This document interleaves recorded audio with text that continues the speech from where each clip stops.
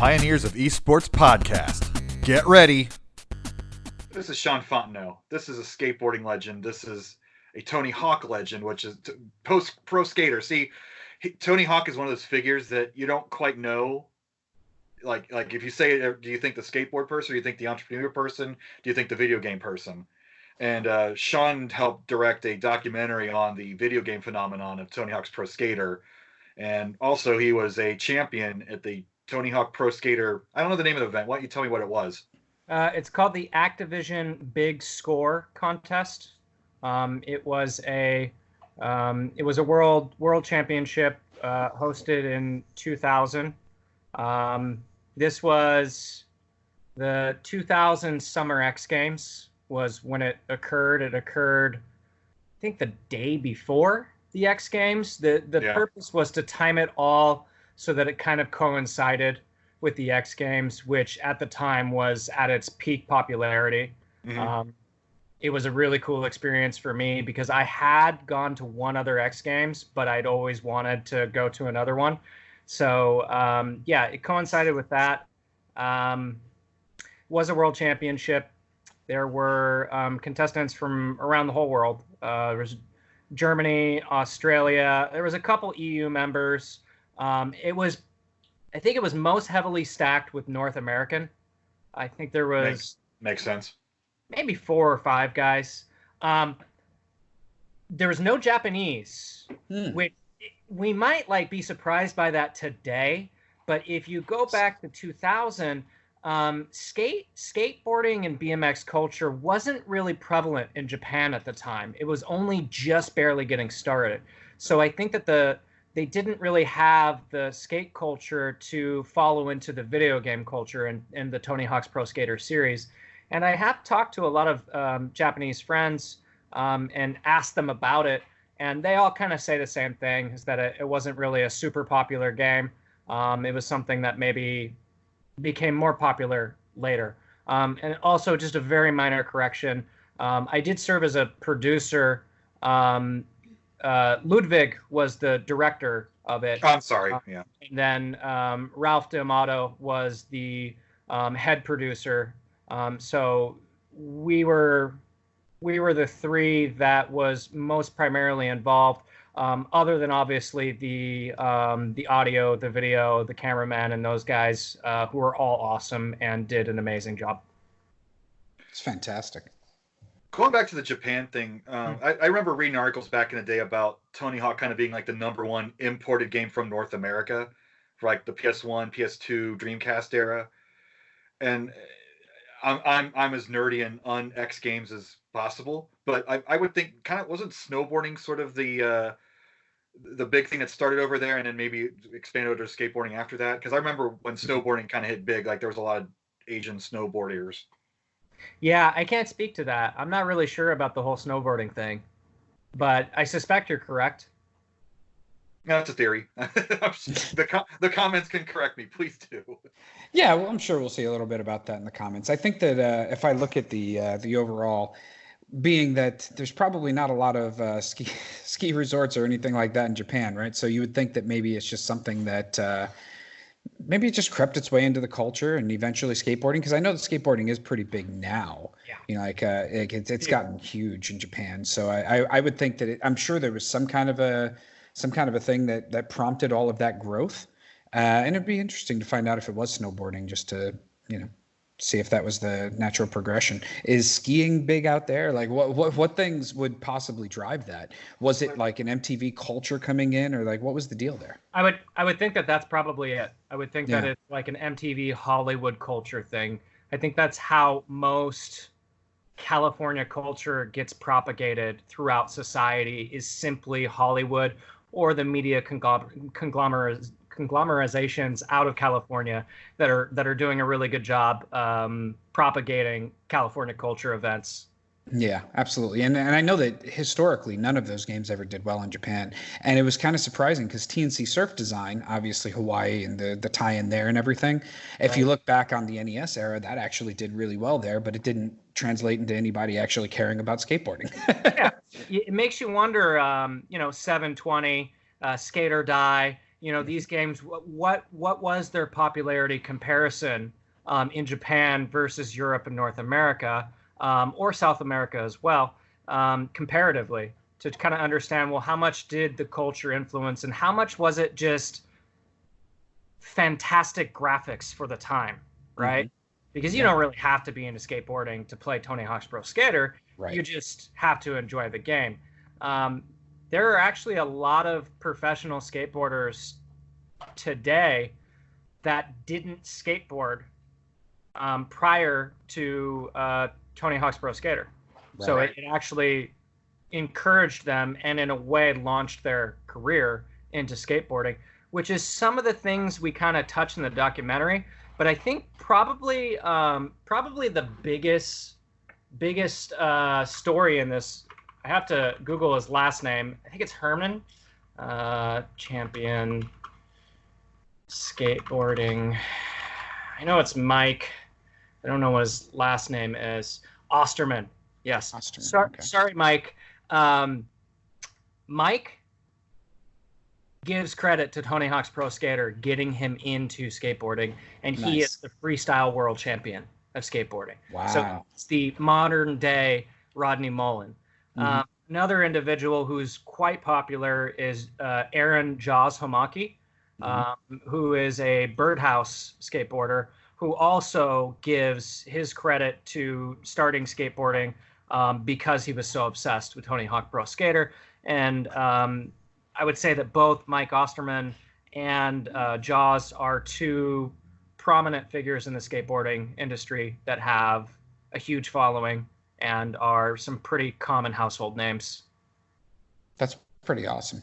Yeah, and it's one of those things where Tony Hawk's Pro Skater is just so approachable. For me, like, I fell in love with the game because of the music.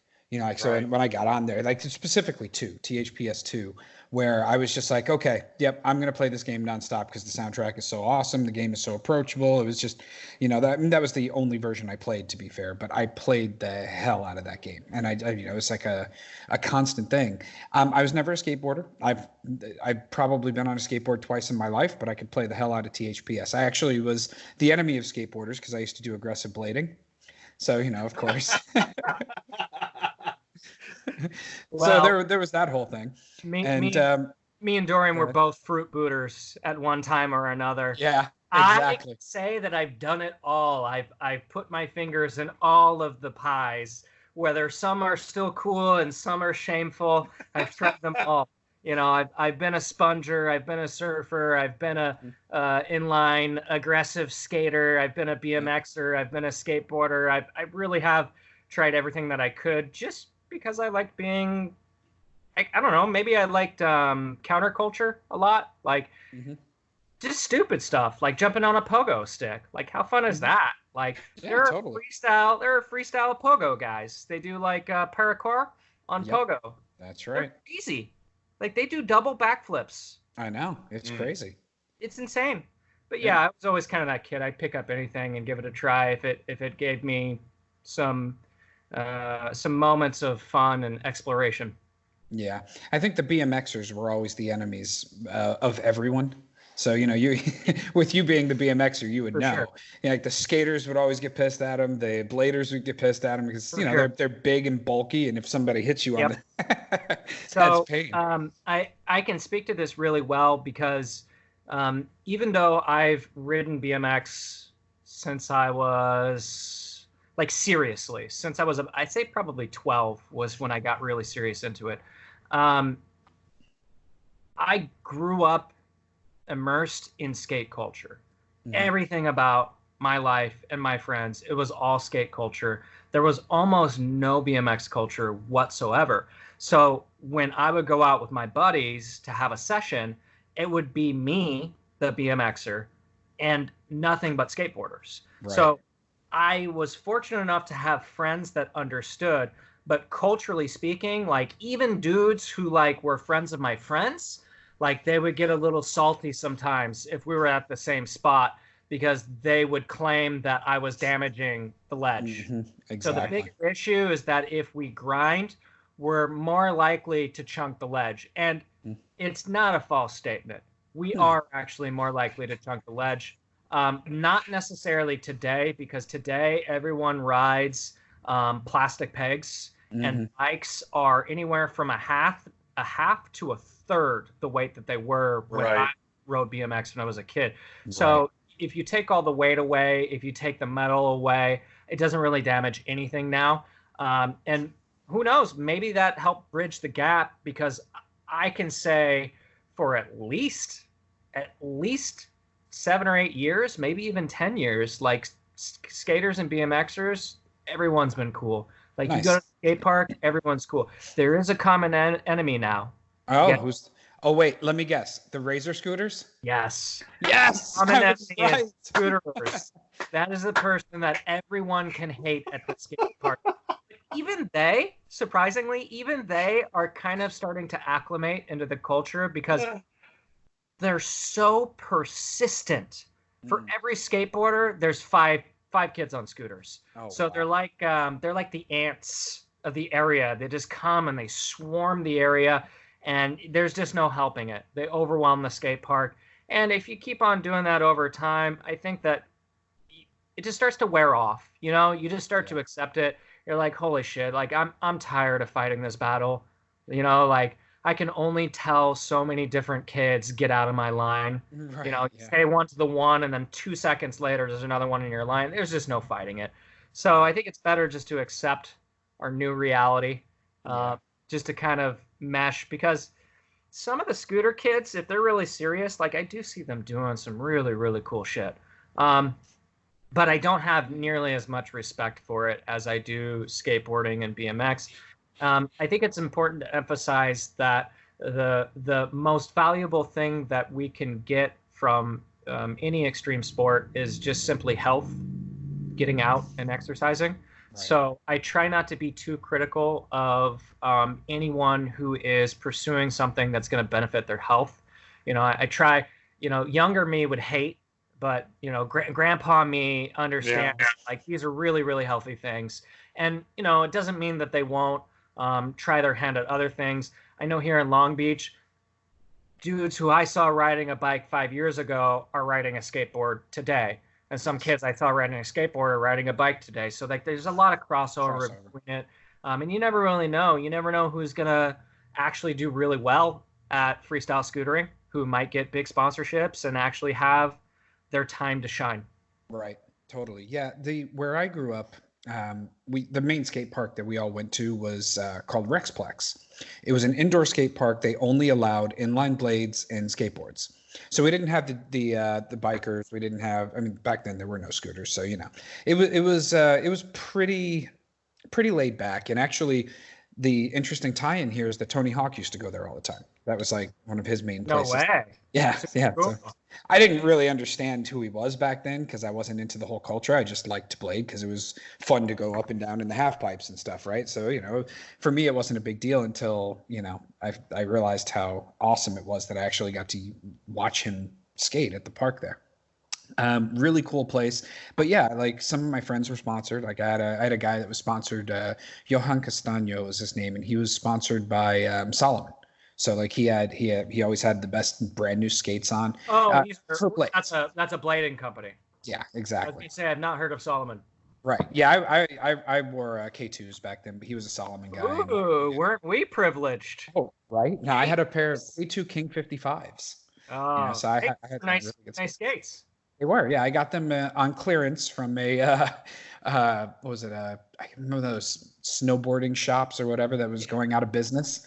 And I got them for like a quarter of the price. It was fantastic, and I kept them the entire time that I was blading. So it was cool. I have my first criminal act as of inline skating.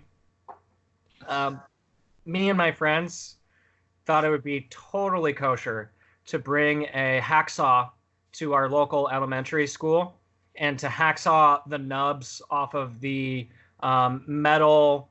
The rail, the handrail. It was a bike rack, is what its purpose was, but it was perfect for beginner anything because it was really low to the ground, and we just really wanted to kind of like get our groove going. You know, we weren't trying to skate handrails at that point. We were just trying to, you know, have some fun.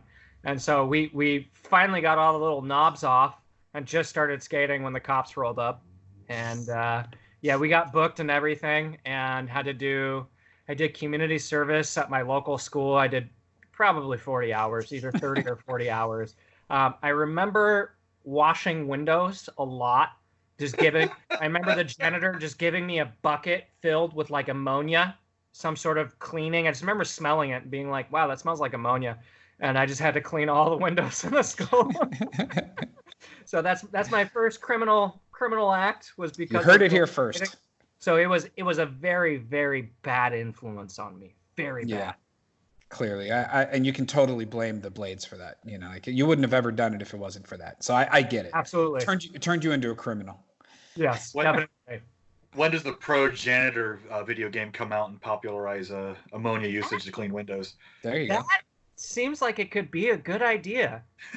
I mean, if you think about it, it could be like one of those Spider-Man type games where you're climbing up the side of a building and everything. You have to avoid. I could see it being like one of the old arcade games. You have to avoid the birds trying to poop on you and stuff like that. I was thinking like Burger Time. Yeah, totally. You know? Yeah. Crazy climber. The janitor, if things are falling, you got to get out of the way. Yeah, absolutely. To clean the windows, and then the next stage, you're like trying to mop up the floor, and all of the kids are running through the hallways with their boots on, and you know.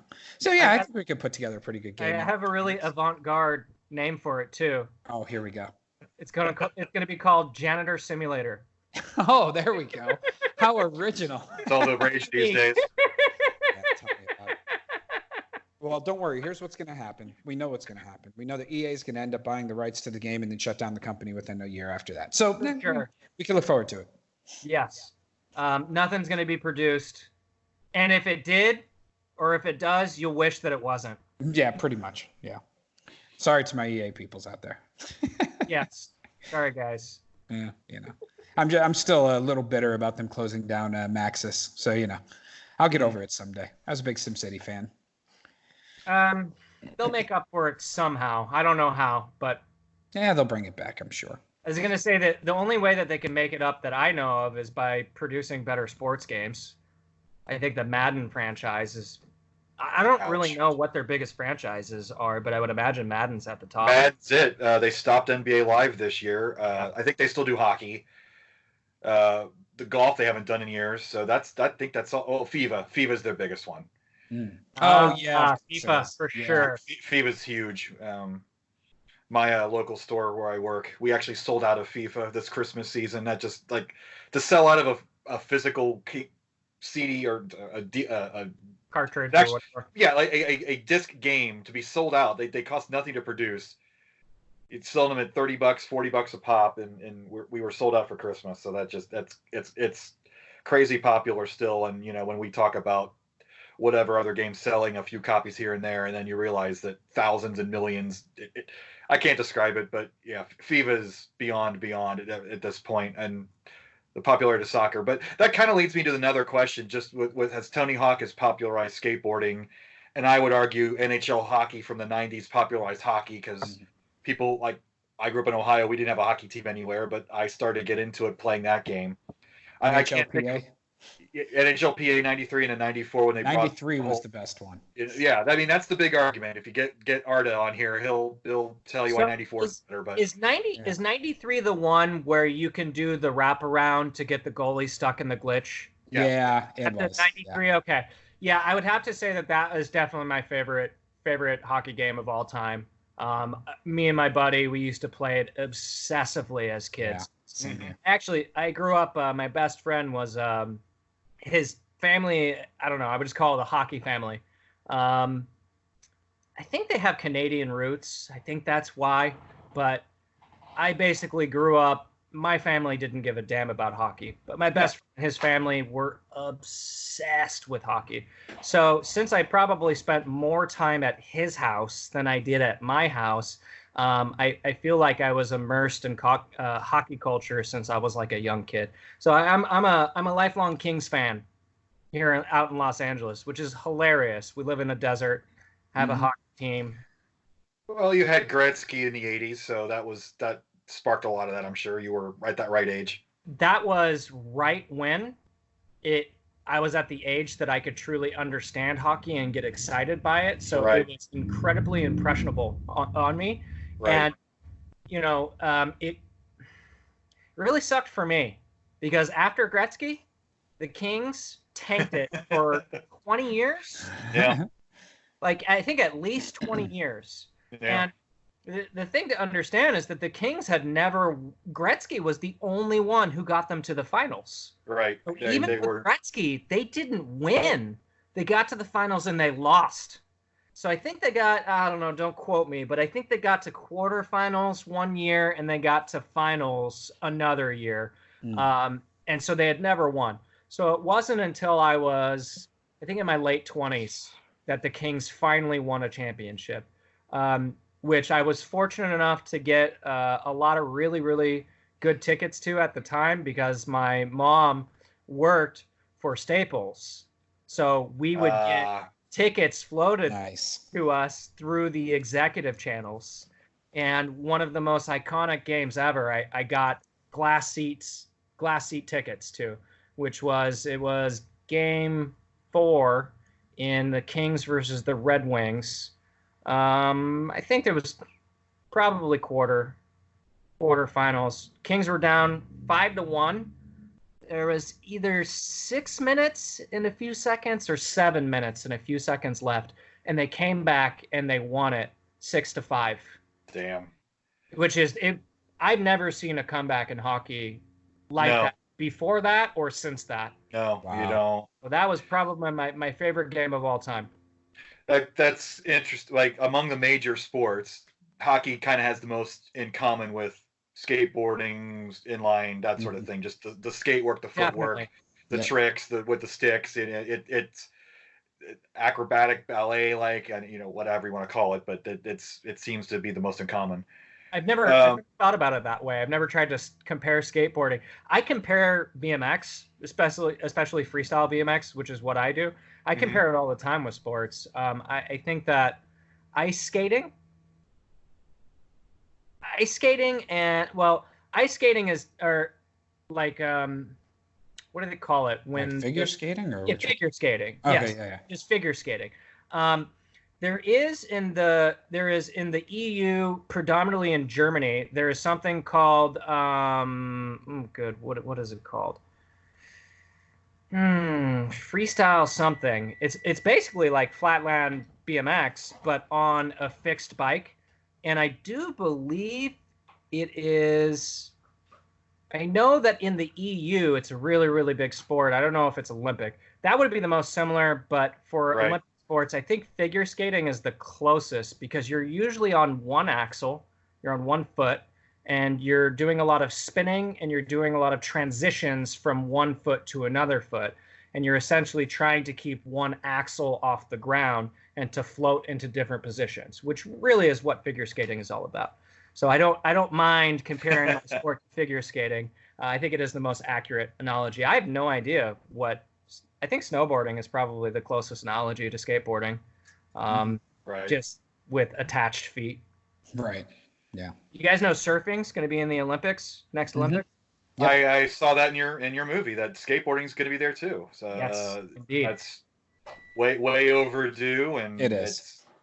It's one of those great American exports. Like I've never, like I said, I was never a skater, but I sort of knew about the culture growing up with the music and that sort of thing. So you see like the Lords of Dogtown documentary about like the late 60s, early 70s when those kids sort of adopted the surfing style and they went to the competition and blew everybody away, but still lost because the rule set and the judging hadn't evolved to go with the new style. And then it died again, and then it came back in the 80s. And then like when I was in college, I got this Glennie Friedman photography book, and it was these amazing shots of these kids in these pools with the 70s socks all pulled up to their knees with the stripes around them. And it was just amazing stuff to look at. And, it's like, and then, and today there's still a variant of that around. It ebbed and flowed, and I'm glad that it's more permanent now. The X Games are gone, right? That's yes. not a thing anymore. Okay, long gone. Dogtown was a fantastic documentary. I remember I went to the theaters to watch that. It was very, very good. In fact, all of those X Game style things are gone now, right? Didn't Vans used to do a tour, and that's now Vans gone? is still present. Oh, Yeah, is it? Okay. It's combined with the U.S. Open. Oh, So interesting. yeah, they do it at Huntington Beach every year. So we're fortunate enough locally here in Southern California that we have this event that we can go to and watch every single year. So I have a lot of buddies who are in the BMX division that ride at the Vans event. So I always go there every year to see them. But it's not anywhere nearly as popular as X Games was, especially at its heyday, where you could turn on, your regular broadcast TV and actually watch it. Yeah. Yeah, I think that all died in the mid to late 2000s is when everything phased out. Right. For general broadcast media doing extreme sports. Yeah. They're always ESPN's always after that, really cheap, but interesting to watch, flash in the pans. Like you had the poker boom in the mid 2000s, and now they're trying their hand at esports, and that may or may not take off. But then, they'll drop it as soon as it becomes too expensive or there's a slight dip in popularity in it. So, still there? Okay. Yeah. Okay. I didn't hear a sound. I saw mouths move. Okay. But yeah. Good old internet connection. I got a hard wire, which is why I'm in my wife's office tonight. Nice. Let's kind of roll back to the video game then, because we sort of touched on it, how that's popularized skating. But let's talk about the game itself and your performance in it. So kind of go to this championship. Like from what I understand, they released the demo of Tony Hawk 2, and if you got a certain score and unlocked a code, and you submitted that code, and then that's how they picked the finalists. Is that correct? Yeah. So that was the idea. That's the way that they started it. For me, my personal story was I had been playing the game compulsively. Tony Hawk's Pro Skater 1. I had been playing it compulsively for the last, I don't know, I think there was maybe a year and a half between releases, which, thinking back on it, let's see. Tony Hawk's Pro Skater 1 came out, about a year and a half, somewhere in that. So there must have not been a single day that I didn't play that game between the first one being released and the second one being released. And since this was all, I'm not going to say it's pre-internet because I was on the internet during that time, but it was pre-mainstream internet. So social media. Yeah, companies didn't use the internet for advertising at that point. It was very difficult to get information. So I actually first found out about it because I was, I think my buddy David, maybe one of our other friends. David was like my best friend, and skater buddy. He was one of the skater buddies. So like when we would go out in a posse, him, bunch of other skaters, me, the one biker. If I'm being honest, we were probably trying to go score beer because I think I was 17. Yeah, I was 17 at the time. But we were fortunate enough to have a few local stores that if you played it right, you could walk in and, buy some beer and they wouldn't give you too much of a hard time. But I remember specifically being in an area that was near the liquor store, and we were walking by a 7-Eleven. And at the time, PlayStation Magazine was sold in 7-Eleven, and we probably went in to get a Slurpee, I don't know, maybe a snack or something. And I was just walking by, and it just popped out at me. And it was the PlayStation Magazine with the demo disc inside. And any thoughts that we had of any extracurricular activities immediately went out of our minds. Like we bought that magazine and we skated as fast as we possibly could home to play. So that's how I learned about it, and that's how I learned about the competition. So there was a code generator that was built into the demo disc that did spit out a code at the end of the level that would allow you to plug it into Activision's website. So you just put in your name and the code, and then they would post it on the leaderboard. Very quickly, they figured out that there was an issue because people started posting abnormally large scores. Like in the hundreds of millions. And this is not right. And I think someone probably posted like a 9999999 score. And they're like, okay, something's wrong. And the way that people would do that is on the right side of Marseille, which was the skate park in France, which exists today. That was the demo level. On the right side of it, there was a vector glitch that you could pop into this black space, and you could do like an infinity spin in there. And usually what happened, because I never successfully got out of that. I don't know how people did it. We're landing, right? Yeah. Maybe spending way too much time doing this is how I imagine they got out of it.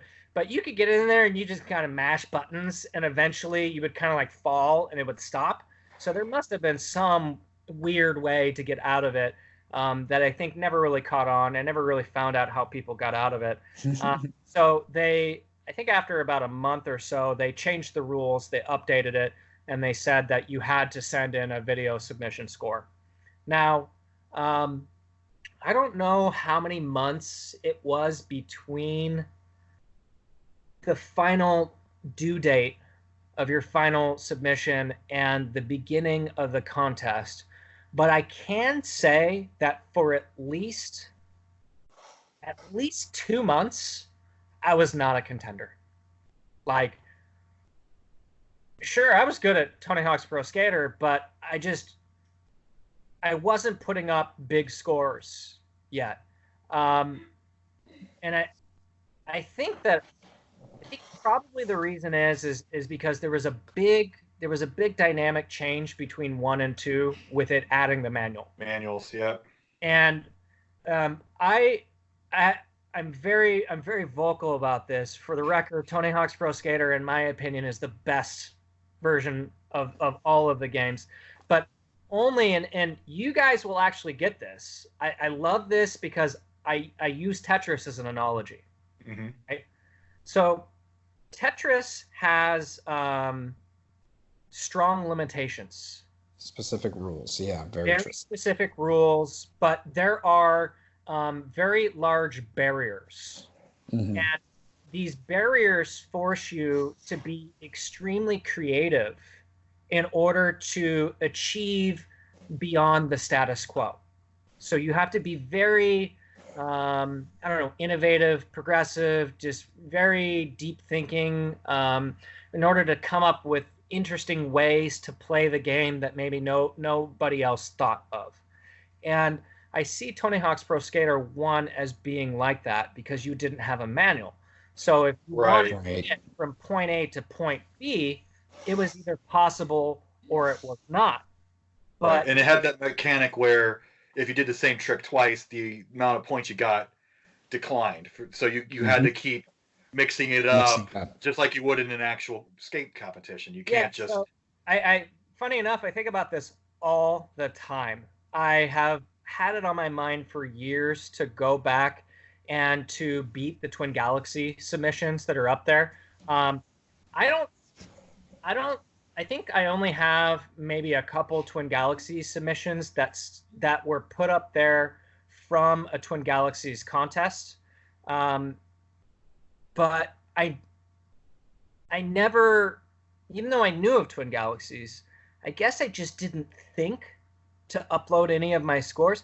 To me, game was so fun.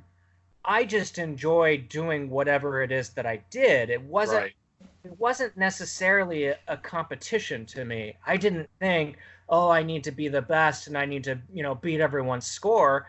It was more like, I could see this present in my freestyle BMX as well, as I map out this plan, be like, okay, I want to do A, B, C, D, E, F, G. I want to link these things together, right? Mm-hmm.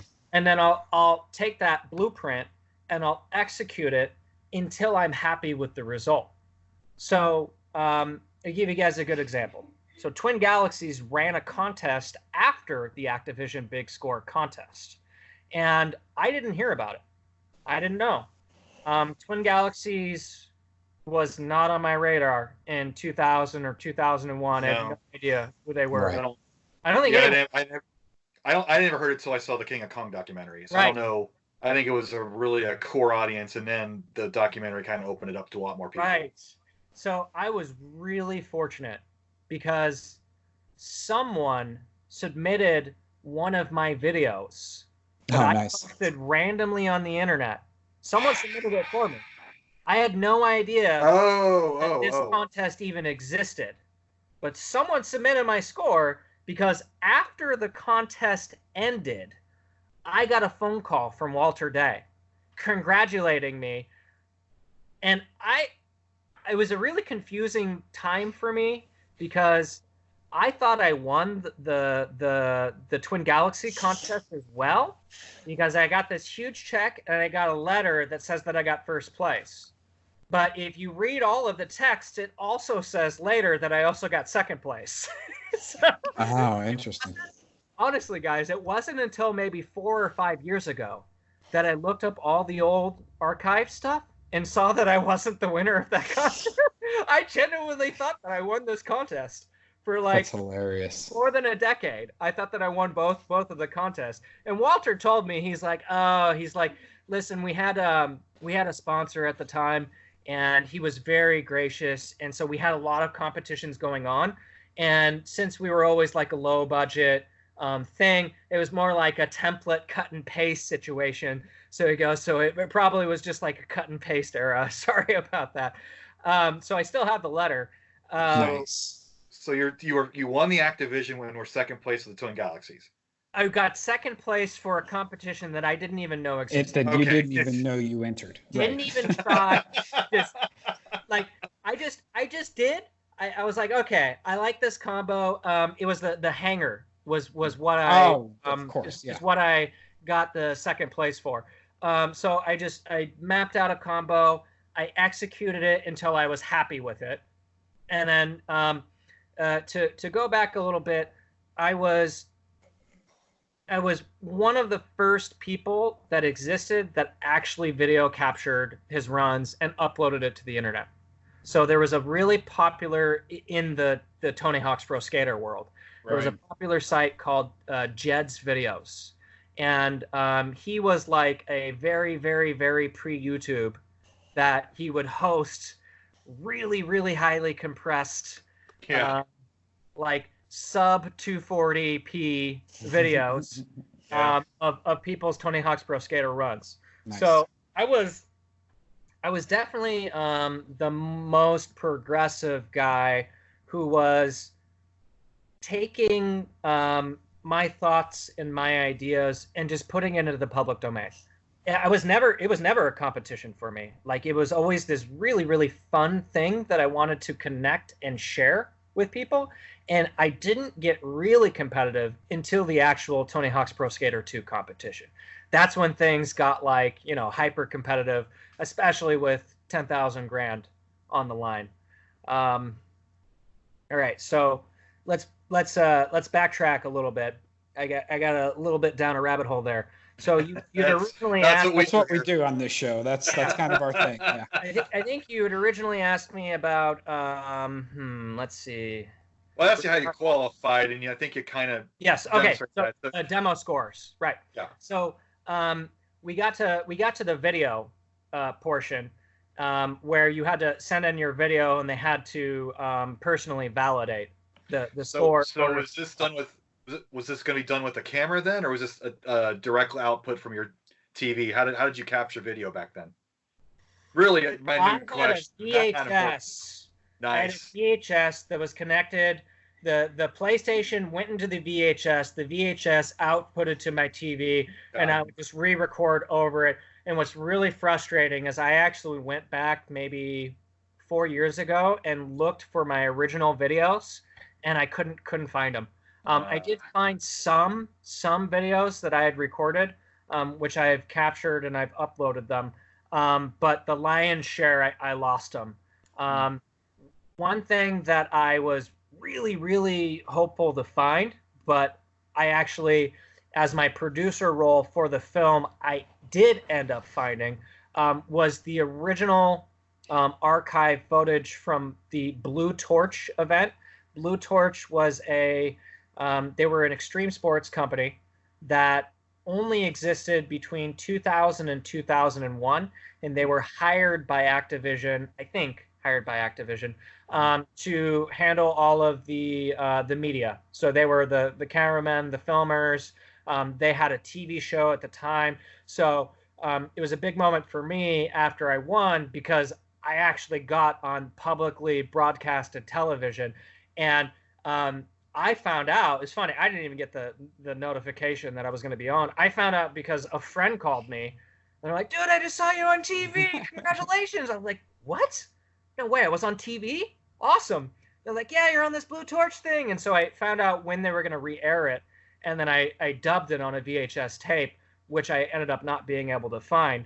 But what I did find is I found a lot of VHS tapes that had Tony Hawk written on them, but actually were episodes of South Park. So good job, me. You can see where my priorities lied as a kid. I won't need any of these Tony Hawk videos. I'll just record some South Park. Which, hey, like, there could be worse fouls. I love South Park, huge fan. But I would have rather had kept my original archive footage. Yeah, especially since it's pretty easy to get yourself some episodes of South Park if you want them these days. Have all the DVDs. I'm sure there's Blu-rays now. Yep, exactly. Yeah. Well, I mean, that's the thing, right? We all make those little choices in our lives, and you chose to record over your most important footage.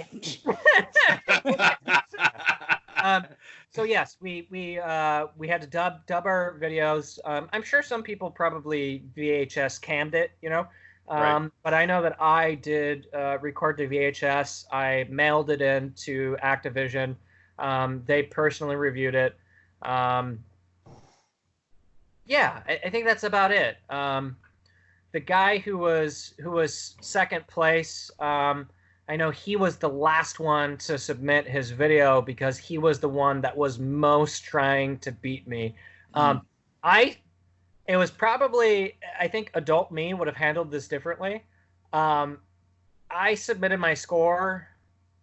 God, it must have been almost 2 months before the deadline. My high score. Wow. I gave people months to beat my score, and no one beat it because I had that mentality. I knew I mapped my plan out, I execute it to perfection, and that's the best I'm going to do. And it's not that I couldn't do better. It was just the best that I could do within the blueprint that I created. Yeah. And I'll tell you guys, it took me, I think, between 3 and 4 weeks to successfully film that run. And I don't even know how many hours a day I was playing. Like, definitely at least 4 every day, probably between 6 and 8. And I was always that super hyperactive kid that would get really angry and scream when you die or when things went wrong, and throw the controller against the wall. Yep. Definitely some vulgarities were expressed very loudly. And I can remember months later, specifically remember months after that my neighbor saw me one day, really, really nice lady, and she goes, "Hey, do you remember a few months ago, you seemed like you were having a really bad time. Is everything okay? Are you okay?" Like, she was genuinely concerned for me. And it's funny because I have a neighbor, that has like a young teenage boy. And this neighbor, I live in a condominium. We have like 20 plus units, and they're on the other side of the property. And I hear the kids screaming sometimes playing games. And I think, oh man, he's just like me, and he's a lot. This kid's a lot further away than my neighbors were to me at the time, so they must have heard me pretty clearly. But let's just say I broke a lot of controllers, but the controller that I didn't break, I still have it. I got Tony to sign it at the event. Oh, nice! It rattles. From all the pieces that are inside that I broke, smashing it against the wall. And I tried to play with it like the following weeks after the competition, and so my sweat kind of like made his signature less rich. Right. No. Which, as soon as I saw, I was like, okay, all right, I gotta get a new controller. Can't erase Tony's signature. Right. Totally. Yeah, I've learned that through the years. I've learned that wireless controllers are actually worse for me than Yes. wired controllers because I'm more likely to chuck them. Oh, Yeah. Yeah. You get a lot more lob with the Right. wireless than you do Absolutely. with the wire. Right. The wired one, you can toss it down and then you pick it back up. The wireless one, you go. you know, in some executive product R&D development file, Yes, absolutely. that is probably one of the bullet points in upping their sales. Like, we'll have more replacement purchases if we go wireless. That's in there somewhere. My first wireless mouse was lost to this. I had gotten really frustrated while fighting. Oh, wow. It would have been a Nixia in World of Warcraft. And for some reason, my mouse started skipping. And so I was looking up at the ceiling and looking down at the floor. And I was trying to do what I was supposed to do. And didn't happen. So I got really angry, took the mouse and chucked it all the way across into the bathroom. And it exploded into 40 pieces. And I said, maybe a wireless mouse isn't for me. And went wired after that. That's hilarious that you threw a mouse. I think that's really comedic that you threw a mouse. I can say I've never thrown a mouse in my life. I've smashed a lot of shit against my walls and my floors, anger, usually related to video games, but not always. But never in my life have I smashed a mouse. Oh, this was an epic throw too. I mean, like it went from my bedroom all the way through the hall, which, because it had the closets on either side, into the bathroom and exploded on the shower wall. So all of the parts were contained in the tub. It was fantastic. This mouse very much deserved it. Wow. I was gonna say, it must have been very therapeutic to see it smashed into pieces. Yes, and in fact, I had been talking to the guild leader just before that. I'm like, hey, you have the same mouse. Have you been having this problem? He's like, no, you should update the drivers and blah, blah, blah. And so then after the fight, he's like, did you fix your mouse? I said, oh, yeah, you could say that. He goes, how did you fix it? I said, I got a new one. I threw it across the room and it exploded into a million pieces. And he turns and says, yeah, that's how I fixed my remote last week. So apparently this is a common thing. So who knew? Wow. I can say the most expensive thing that I've ever smashed was a PS2. The entirety of the PS2. Yeah. So I've been into console modification for 20 years. I modded my PS2. Yep. Yes. The first mod chips were actually really difficult solder jobs because you had to. They were. I can't remember what the name of them were, but I do remember it was somewhere between 20 and 30 solder points directly to the BIOS chip, and this was pretty small componentry. Right. That was the big thing, like the PS2. You're not gonna be able to hack this one. Yeah. It was like, okay. Yeah. It was pretty condensed from a manufacturing perspective. So I never had a soldering station. I never used any like magnification tools, which it's funny. Even today with the Nintendo Switch, it's really, really, really small. I still don't, but now I have a jeweler's loop that I will inspect things after I do them to see if I bridged any points. Like it's weird. Like I can use tiny wires as a guide point on where to solder, but I can't tell if they're bridging between 2 points. It's only until I get out my jeweler's loop and look that I'm like, But I used to do this with no aid, no tools other than soldering iron. And I remember having a really, really difficult time with the PS2. And I had done a few at that point, so I knew what I was getting into. But this one was taking days. And no matter how many times I would, use some solder braid and some flux and clean it up and start over, I would still have the same problem. And I remember I got so angry that I just said, F this.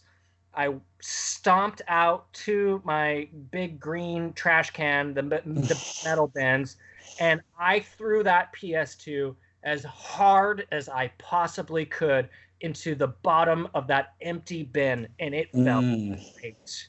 I was like, yes, stress is gone. I don't have to do this anymore.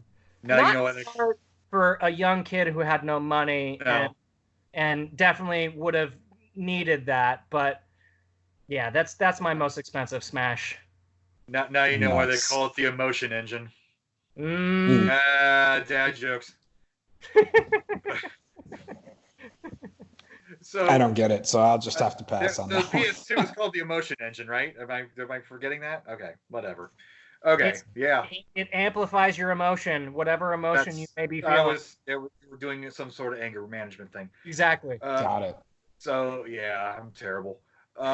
So you won this. Was there a finals for this competition? Oh yeah. Did they? This is Okay, live, so this is live head-to-head finals. So okay, yeah. Let's talk about the sure. So I can't say because I had a lot of friends who were really into Counter-Strike at the time. The only other game that was doing big purses at the time was Counter-Strike. Right. It's the only game that had. I think there was a more than $10,000 purse in Counter-Strike at that time. There might have even been $100,000 prize for Counter-Strike at that time. I remember somewhere within those years there was a $100,000 purse. I don't know if it was before or after, but so eSports existed. yeah. This perception of paying gamers to see who's the best in the world did exist. The Tony Hawk's Pro Skater didn't revolutionize that, but I can say that they were definitely one of the biggest competitions at that time. For sure. So it was a live head-to-head battle, and what the format was is we did the demo. At first, we generated the codes, and then they made everyone send in tapes. They figured out the top 10 finalists, and then they paid for everyone's travel, room, and board to San Francisco to the let's see. I want to say it was called the Red Sky? No, something Sky Hotel. I always used to think it was Blue Sky, but I think the reason I thought it was Blue Sky is because of Blue Torch, the company that filmed it. Ruby Sky. Close, not Red Sky, Ruby Sky. That's what it was. Ruby Sky, which was kind of like it was like a probably electronic house, techno, hip hop, like underground bar club that also had I think they had like a hotel with places to stay there as well. I don't think I actually. No, maybe I did stay there. I can't remember if they housed me in the same building. I think they did. So this is San Francisco, turn of the millennium. The peak of the first tech boom. Yes. So lots of people with lots of money. I mean, pets.com, all those .coms are everywhere, and you're in the epicenter of all this. And I'm sure you're. Yeah, go ahead.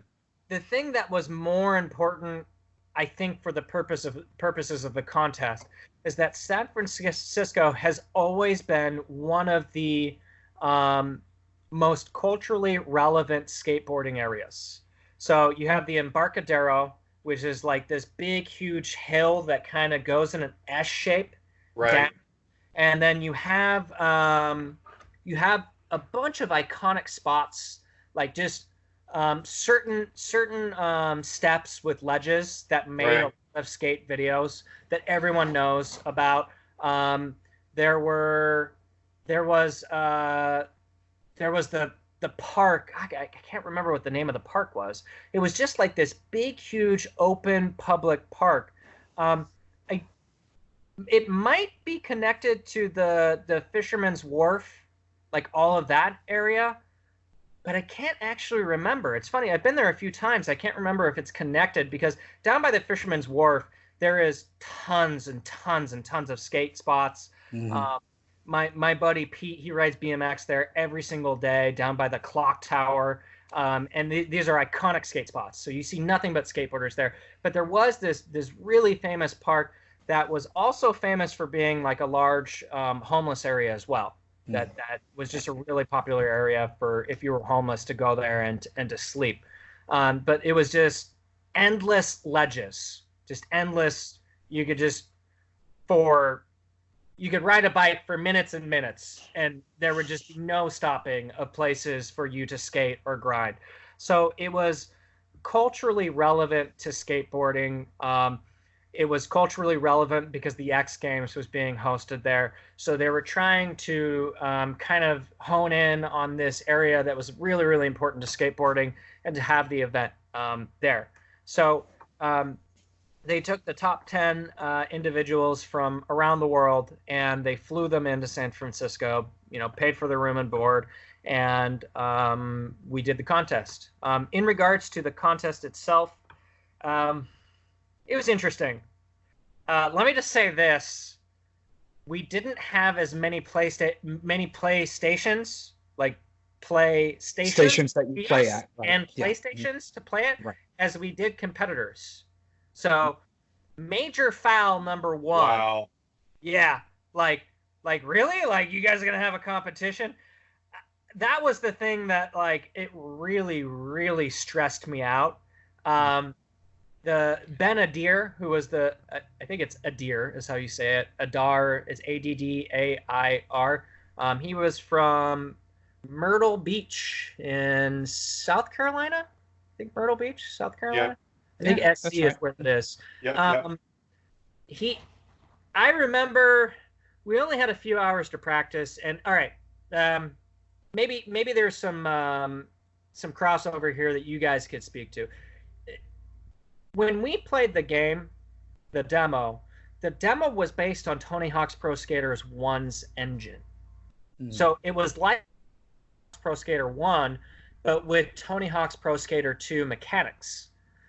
When we got to the event, they had already certified the final build for the game. So we had to play the final build. So I was about to ask you that. Yeah, was the game released yet? It had not been released. It had not been released, and it was a completely different engine. The physics different. Even the characters' moves were different.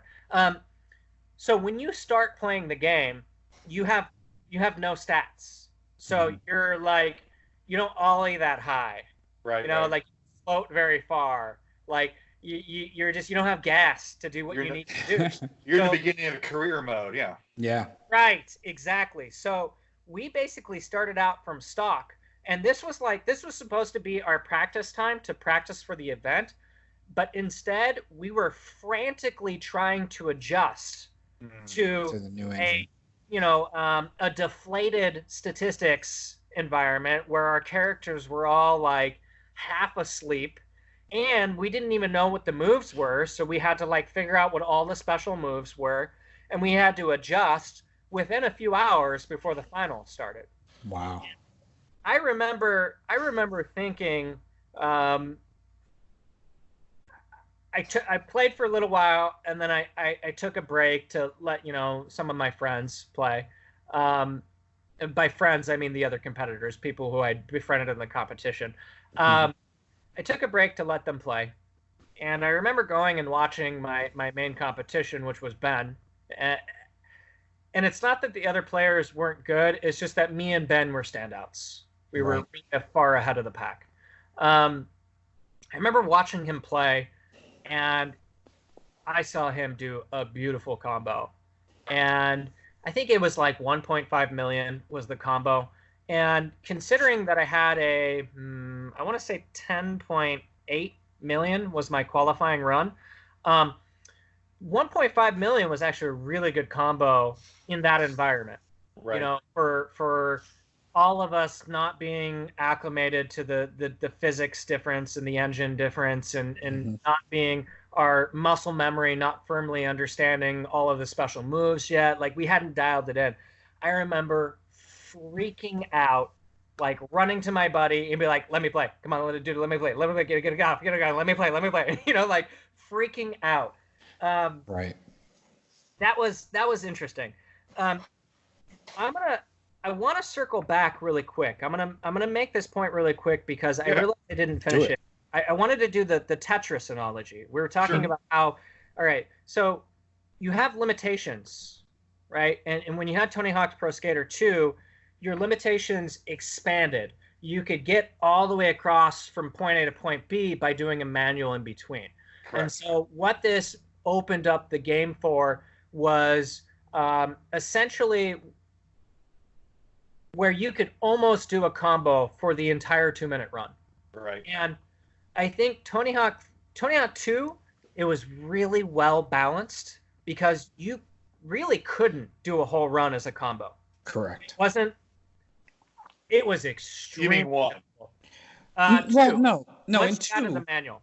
Yeah, once Right. you added the manual and you could go back and forth, it was almost possible to do a 2-minute combo. And I have seen videos of people doing 2 minutes combos. I seriously question whether or not there's like perfect balance cheats or modifications involved to go to 2 minutes, because the way that Tony Hawk's Pro Skater works is that you have a balance meter, and the more that you touch, the more sensitive that your character becomes, and eventually your balance meter empties, and then you're hypersensitive, where your character you barely touch the D-pad, but they swing to the side really fast, and you can get really good at that hypersensitive, touchy mode and actually pull out a combo that maybe you shouldn't have. It is possible, but it is really questionable whether or not you can do that for a whole 2 minutes. For me, it was really maybe like around 50 seconds, like really no more than half the run was like a typical combo. You would, if you're going to do a really big combo, you might want to do 3 or 4 of them max to maximize your score, since what you mentioned earlier, Chris, is that the more you do the tricks, the lower your points are for each trick. So the lower your multiplier, or not the lower your multiplier, the lower your base score is, so it gives you less points. So with Tony Hawk 1, the reason why I like it more is because it has such extreme limitations. It really helps define who is the best.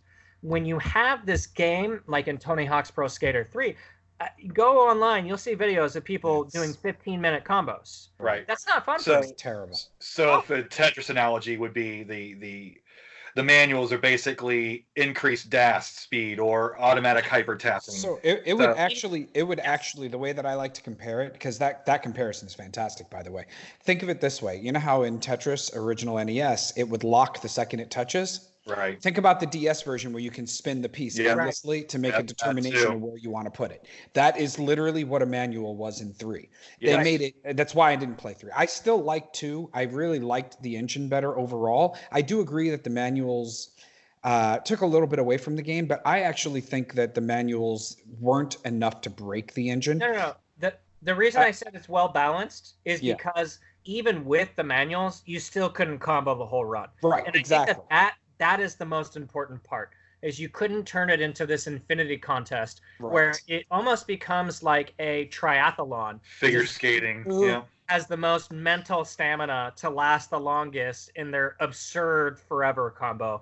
Right. And I feel bad saying that, because I know a lot of people that were really into that in the Tony Hawk series that loved that infinity combo. But I do feel like when you have really rigid constraints, that really helps show who is the best.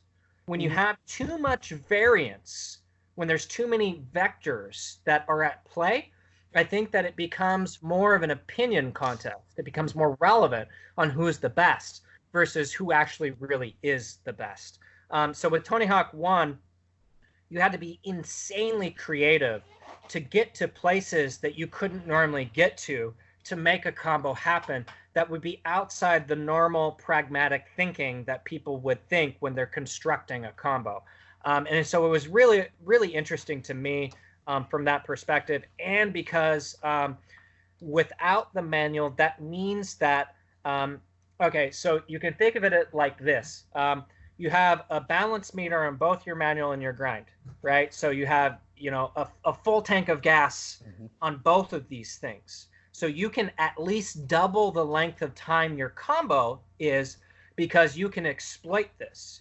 You can say, all right, if I'm running out of gas on my grinding, I can pop off into a manual and I can start manualing around and doing some transition tricks without grinding, because I ran out of my balance meter on my grind. So you can increase your multiplier and extend the combo using the manual that you might have full gas on. And if you watch videos of people playing for a high score, you can see that this is exactly what they do, is that you have to balance both. You want to max out your multiplier which I think is 28.5 on Tony Hawk's Pro Skater 2. That's the most multiplier you can get to times against your base score, which you earn from your tricks and your grinds and whatnot. So I like 1 because there's more friction, there's more limitation, and you have to be. I think the hardcore players, just from me being in that culture of all of like the hardcore players, I think the hardcore players, after we played Tony Hawk's Pro Skater 2 to death, we went back to 1, and I actually ended up playing 1 for at least another 5 or 6 years after my Tony Hawk's 2 phase, and really sought to just find everything that I could about the game and to exploit it, but not in like a cheating way. Exploit it like in a progressive innovation way. How can I get from here to here? What's the biggest combo I can do there? So I love the infinite spin. That's a great analogy. That's how you combo. That's how you make this thing increase your viability in this game. And I think that playing classic NES Tetris, I think really is a good litmus test for who the best players are in the world. I do truly think this, because I'm not hating on any of the new Tetris games. I think they're great. It's a different game. Yeah, but it's a different game. There's different mechanics, and I think especially with the bad RNG, I think it's a feature. I really for sure. do. Yeah. I don't see it as a flaw. I see it as a way of cutting the fat and allowing the top to flourish. Right. Because Agreed. it becomes a very it's the old school risk reward curve, like Yes, in exactly. Pac-Man when you're got Energizer and your ghosts are flashing. There's one left. You go around that corner and go for that 1,600 points and risk a life. That's the entire game of NES Tetris, as opposed to that tiny moment in Pac-Man. So and that's why Jonas lost, because he pushed that risk curve too far and blew it. This is where I'm confused with Jonas, and I'm sure Jonas has probably talked about this at length 1,000 times on various podcasts. I'm sure people have heard him. I heard him talk about it a little bit, but I can say that I have personally watched Jonas play significantly better after a few drinks of alcohol. Oh yeah. On so many different occasions, and I can't help but think that the reason this is because it alters his risk reward scenario, and I think that he sometimes takes needed risks after a few drinks. I think it makes it easier for him to take these risks, and obviously the trade-off to that is sometimes he takes too great risks and it bites him. The question is, and it really is a roll of the dice, is in this game at that moment, is that the right choice for that risk? He pushed it a little too hard, and it was in the back of his mind. He knew he had to do better to beat a Joseph or a Corion. Yes. And that extra line of code in his head that had to run through every time. Do I press? Do I press? Do I press? In a normal game, he would say no. In that particular case, he said yes. And that was his biggest talent, was knowing when to push that gas. There have been matches where he was behind, and then he's like, okay, it's level 19. I'm behind. I'm going for it. And this time it just didn't work out. And I think he just needs to recalibrate, and he'll be fine. He may not win another title. But I don't expect him to go out in the first round ever again. But I definitely think he's going to win another title. I definitely think he's going to win another title. Wait, are we going to make another $20 bet? Uh-oh. Yes. Yes. Only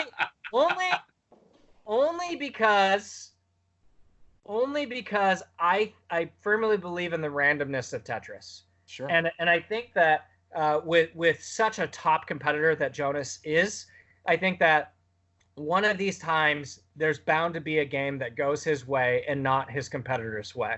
There's got to be. He's too good, I think, to not win another one. And I surely hope he sticks with it, because he will always be one of the best NES classic Tetris players, and I really do hope he sticks with it, because I think he's got plenty more champions to win. And his personality alone has really driven a lot of this surge in popularity. If he was a jerk, people wouldn't care. It's really his personality is driven a lot of this. You bring in Joseph, who's, for a kid, he's got a real strong head on strong set of shoulders. Right. And it's the personality. Like as soon as the jerks come in, and I don't know what'll happen at that point, but right now we're at a real good spot with a lot of good personalities. You've seen that in esports before, right? Like you've seen the arrogance come in to certain ways, and it's never a pretty sight. Right. It always gives me a really good feeling inside when humble people win championships. I love that a lot. Well, all right. So, sorry. Go ahead. Let's get. Let's go back to the championship. Well, no. Before we even do that, sorry. I really do want to touch on this. So you're saying that you think that that Jonas is going to win another championship, I do. Right? All right, let's do this, because I'm batting 1,000 so far, as Chris reminded me. I didn't realize this, but Chris and I made a bet on one of the other episodes of the podcast where I said I will bet you $20 apparently that, and I still need to go back and watch this, that there will be a double max out during the 2019 CTWC. There was. Right. And I didn't remember making that bet, but Chris walked up to me. He's like, hey, I owe you $20. Or maybe it was Robin, actually. Was it Robin or? It was Robin or Chris Tang. One of the two. It wasn't me. One of the two. No, not Chris Bidwell. Right. Yeah. Right. So it was either, no, you know what? It was definitely Robin. And Robin's the betting type. Yep. Yeah. And he's like, I owe you $20. I'm like, wait, really? So I had made that bet. So I think that I'm going to see if I can push my luck, and let's do another 20. And let's say what round, let's see who gets closer. Do you say that Jonas is going to win finals, semifinals, or where do you think he's going to make it to? Okay, so I have to say, I think generally speaking, he's going to win another championship. I can't say that. Oh, okay. So not this year. You're saying. Yeah, I'm not that confident, just because I do see where things are going. I see the new competitive environment. I see. All right. Yes. Yesterday's CTM, by the way, everybody got 1 hour to qualify. 14 max outs out of the 16. No. With 1 hour. Yeah. No. Joseph Saley was number one with a 1.2 million in that qualifying round. Got knocked out in round one. The Canadian kid took him out. Yeah. What? This is why I was getting ready to make this bet with you. Go ahead. Wow. Yeah. She just ruined Dorion's bet. Wow. No, I do think that Jonas is. I think he'll make it at least to quarters.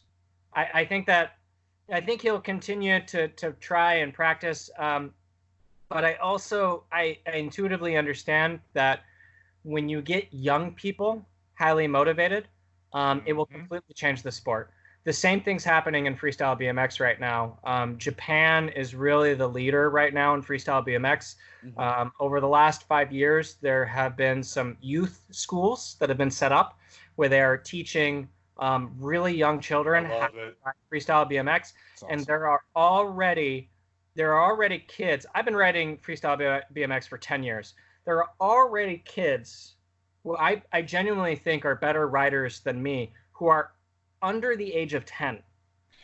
It's that thing in your brain where you can learn a new language easier when you're younger, and maybe it's the same thing with physical skills or video game skills. Oh no, it definitely is. It's a really simple concept. So you have elasticity, you have cognitive elasticity when you're young.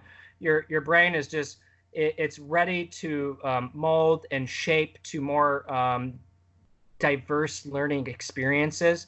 And that directly translates to muscle memory and to your nerves as well.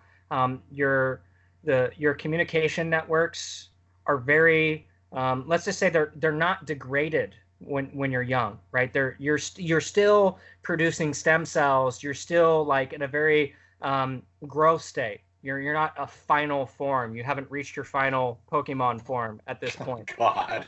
So your whole body's communication network is so much more efficient when you're young, and when you have that elasticity, you are going to be better than anyone who's double your age. And that's why, like, I have some hesitancy about me going back and beating my old scores and Tony Hawk, because I do feel like me and my, late 30s, that I'm way, way past my prime, and that I'm way past my learning elasticity days.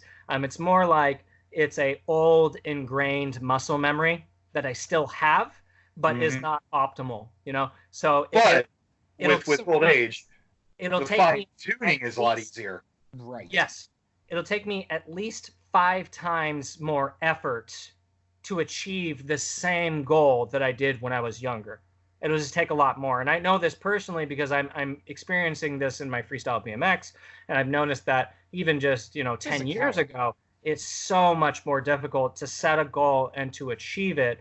And it takes much more time for me to achieve just because I'm getting older and my body isn't as primed as it used to be. So I know that the odds are completely stacked against Jonas now. I know. He is now, he's an underdog now. He's not a top dog. He's an underdog. So there is one thing though, like you're bringing up, I completely agree with you almost entirely, but there is a couple things that I'd like to point out though that doesn't challenge, but more makes you kind of think about it a little. The BMX thing, absolutely. Physicality is different. You have a different body than you had when you were younger. It's harder to perform, so on and so forth. You also lose stamina, all types of things like that. That I get. When it comes to the mental elasticity, I do agree with you in most games that it's faster to learn when you're younger, and I get all of that too. One thing that I will say though is that I do think that you still have the capability of pulling off the scores in THPS, and I don't think it would take you as long as you think it would. And there's a couple of reasons why. Number one, I think that you're dismissing a very important evolutionary aspect. So if you look at sports, if you look at the UFC, if you look at, Michael Jordan and everybody that came before Michael Jordan and everybody that came after, these people evolutionized the game and brought in a new mentality, things that people didn't even understand were possible to do. If you look at Ronda Rousey in the UFC, she was an amazing fighter until she wasn't, right? She evolutionized it so that basically all of the people like women out there who said, oh, this is crazy, I can't go in there and fight. They see Ronda Rousey and they go, oh, wow, yes, this is doable. And then you have a whole new generation of people that went out and learned how to fight from a younger age and actually became unbelievably good. And suddenly Ronda Rousey doesn't seem like she's as amazing of a fighter, but she was an evolutionary fighter. I think the same can be said in video games because I don't think that Tetris has changed, especially not the 1990 version of Tetris. But yet kids are coming in and going, I can take all of this learning that everybody has done over the past 30 years and apply it right now. I can learn it very quickly because I'm really young, and boom, output these amazing scores. Tetris is a lot of reaction time, and reactions do go out the window as you get older. So I think in Tetris, very, very difficult to pick it up at age 40 and be able to do what these kids are doing at age 16. But I think with THPS, because it's something where you're building out. You're you're talking about your blueprinting, right? I think you would be better at blueprinting today than you were before, but not right away. Yeah, I understand what you're saying, but there's a trade-off that you're not thinking about. Okay. Is that, right, so if we think of our cognitive delay, right, which is what we experience when we get older simply because our communications networks, they get degraded, right? Our nervous system becomes degraded, our DNA and RNA repair becomes less efficient. We have more senescent cells, which is cells that are dysfunctional, not prime, not optimal. They're not doing the same workload. They're like the lazy stoners of society, right? They're not doing the same work that your buddy Larry is, that just kicks ass and comes to work and does a good job every day. So if you think of this from a biological perspective, where you have trillions of living things inside your body, as you get older, the percentage of these individual organic machines, the percentage of less optimal versions of them becomes higher and higher over time, right? That's what aging is. So every year that you grow old, and this is not necessarily true to everyone, especially not if you're heavy into exercising and health and everything, but just from as a baseline kind of logic situation, every year that you get older, there's going to be an increase of your cellular degradation, which leads to cognitive decline. And if we think of it like networking milliseconds of delay, right? Your delay. So when you do a ping to a server, you get 32 milliseconds back, right? As you get older, it might take 34 milliseconds, then 36 milliseconds, right? So that's the issue that's at play here. And I think that where I will struggle the most, and I'm not trying to handicap myself, I'm just trying to be realistic with old me or with young me versus old me, is that it's the balancing. It's when you're trained to correct your character from falling in the grind, you can get really good at that.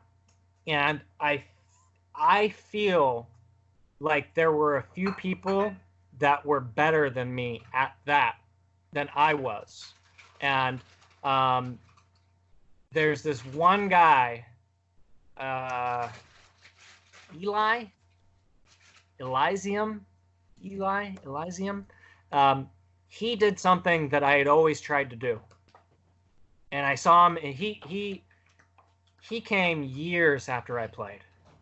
And I saw a video of him doing around the school in Tony Hawk's Pro Skater 1, where he went from the bottom of the school up the starting handrail and around the entire school.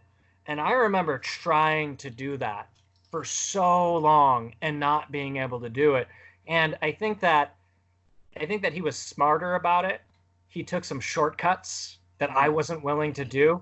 And I think that I probably could do it if I took the same shortcuts as him. But I do think that he was a better balancer, meaning that he was better at correcting the back and forth. And I feel like even though I was strong, I don't think that I was the strongest. Yeah. And I know this because almost everyone who played Tony Hawk's Pro Skater 1, it's the warehouse level, the very first level, right? So there's the holy shit grind, where you go down from the start, you hug the right side of the course, and you grind along the backside rail of the entire backside of the map. And if you go from start to finish, it'll give you a bonus that says holy shit grind. Yeah, I remember. Yeah. Right? And so you get this bonus if you do it. So it is a fairly big bonus, and it does, if you have a big multiplier, it can increase your score substantially. One of the best combos that you could do on that level does involve that back of the map rail. And if you do make it to the end and get that holy shit grind, I mean, it's the difference between like a 400,000 point combo and a 600,000 point combo. It can make a substantial difference. I remember when I used to play, I would jump off early to try to squeeze in one more combo, because I thought that would offset the points that you would get for finishing it.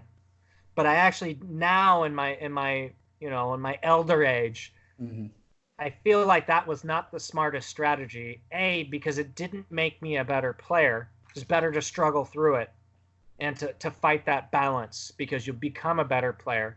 And I think that allows more opportunities. So I do think that that's the thing that I'll struggle with in my age, is that I won't be as good at balancing as I was when I was younger, because that is very specifically about cognitive delay.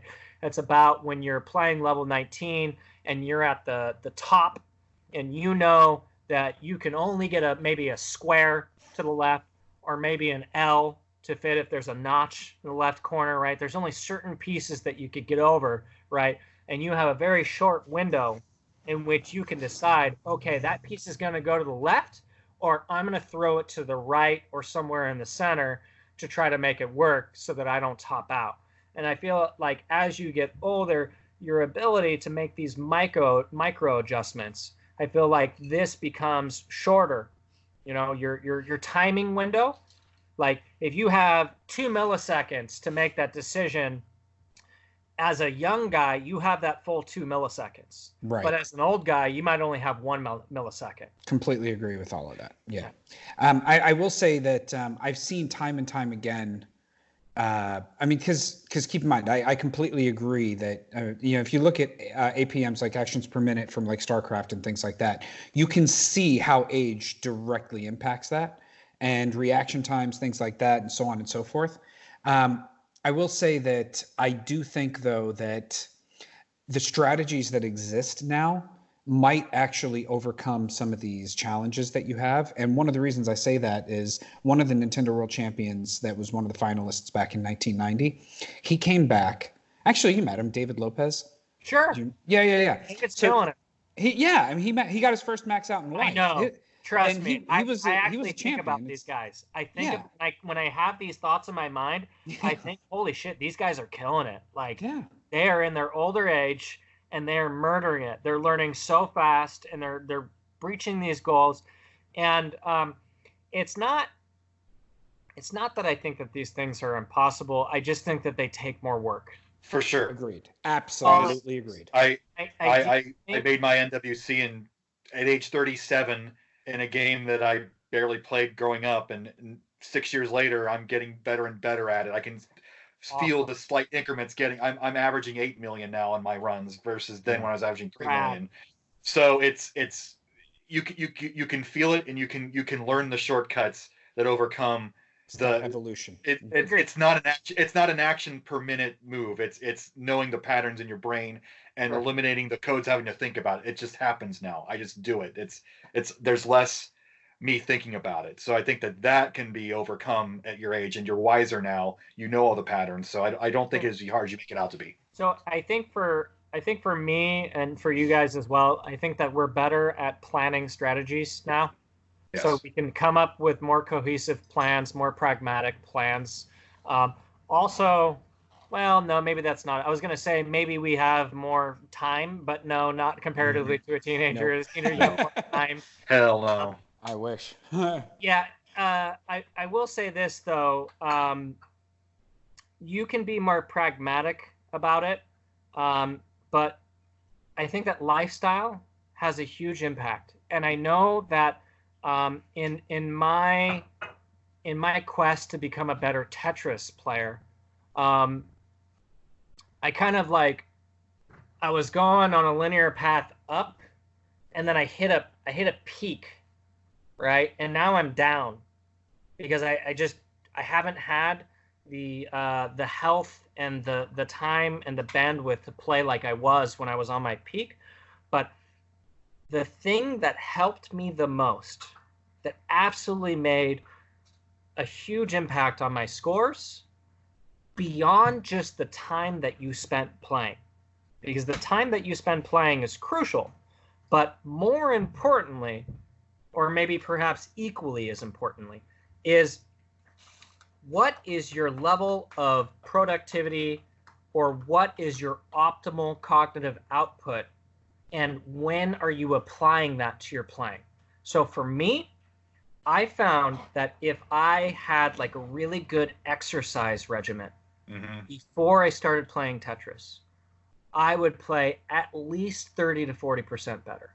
I started documenting my scores, and I was murdering it. I played so much better after I would go out, do some cardio.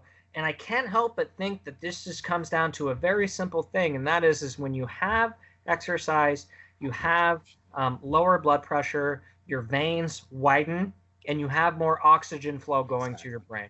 I feel like you just have more of the things that your brain needs to process these really time-critical events.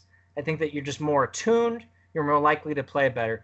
So my advice to anyone who's getting into esports is just don't slack off on the health. Treat it seriously. Do some cardio before you do your gaming. Not just to be a healthy human being, but specifically because you're going to be a better player. So that's actually kind of interesting. I'm going to actually bring that up. Microsoft just recently did a partnership with Cloud9 Gaming, where they're taking analytic data and determining what factors in order to increase player performance in general. I'm going to bring up the idea of having these same analytics run against somebody who I'm going to see if that's something that they're willing to add into that. Cause I think you're right. Cause I've experienced the same thing. I'm a DDR player, and, I'll play 2 hours of really high intense, fast DDR songs and get my heart rate up. And then I'm playing at my best when I'm playing Tetris right after that. Right. So I completely agree with you. And I didn't make that connection, but as soon as you said cardio, the first thing that I said was oxygenation. Absolutely. And that does make a huge difference in the amount of time it takes for you to process. There's another aspect to it that I think is just as important, but maybe is kind of beneath the surface, and that is that you have some really important hormone regulation that occurs when you exercise. And I think that your ability to play will not only be lengthened if you do exercise before you play, but that the quality of your play will also be lengthened. So, all right, I think of this a lot because I obsess about it in freestyle BMX, and I talk to people all over the world about it. I've gotten so many of my friends' input, really high-level riders, and I've wanted to see if there is a cohesive, linear map to this, and I found that there's not. And that is that more practice doesn't necessarily mean more advancement in skill, but I think that more practice in optimal states does. So, for example, if I'm tired, I'll quit riding, because what you will end up doing is you will end up programming your muscle memory incorrectly. Yeah. And if you repeat actions over and over and over when you're in a tired state, you will do more harm than you will good. And I think that this is something that only became apparent to me as I got older, because when I was younger, like let's say anything below 30, it didn't matter how tired I was. Even at my most tired, I still had more energy than I do now at my best. Yeah. You know, like there was no amount of tired that could affect me. So my advice is really aimed in this particular incident. It's really aimed at people who are older than 30. I think that mapping out your optimal time zones when you can practice is crucial to your advancement in your skill levels. Sure, and I'm going to add one to that too. Cool. Playing while frustrated probably has the same impact. Like if you think about like when you're tired and you're not playing well, you're making bad decisions and you're reprogramming your muscle memory. I think the same thing could be said for playing frustrated, because you're starting to make those same habits as you would. I found that if I'm having a lot of bad play in a row, you take a break, even if it's 5 minutes, take an hour, whatever. You come back, and your brain has had that time to process everything, and then all of a sudden you're back to having good games again. So there's a quit while you're frustrated. At least you take a small break, turn it off for a while. Your brain does catch up, even subconsciously. You know what's funny, guys? I literally did this today. I was riding my bike today, and I was frustrated about something, and I recognized the frustration, and I sat down and I ate an orange. Yeah. I was like, okay, I need a little timeout. Let's try to get my mind going in a different direction. Let's get some glucose going, you know, let's see if I can turn this in a different direction. I think it's really important. So I know that, and this is speaking more to skateboarders and BMXers and anyone who does extreme sports, is there's a primal rage that goes hand in hand with extreme sports. It's very animalistic. Something that most people don't. It's risk taking. I don't. You know, a baby gets over a ledge, and it instinctively knows to get away from that ledge. So you're turning off that primal instinct to not do something dangerous. Nailed it. So you have to have that inside you to do those sort of tricks. It's this is it's kind of like a high level conversation that I've had with a lot of friends who ride and skate. Your natural evolution has programmed you to not take risks that would cause injury. You know, if you're standing over a cliff, like suicide, like if you talk to people who survived, they will always say the moment they did it, like they're freaking out and regretting it, right? That's their evolution. That's their programming, just saying like, dude, what are you doing? How did you even do that in the first place? It was so stupid. Like, you're going to die, dumbass. So it's hard.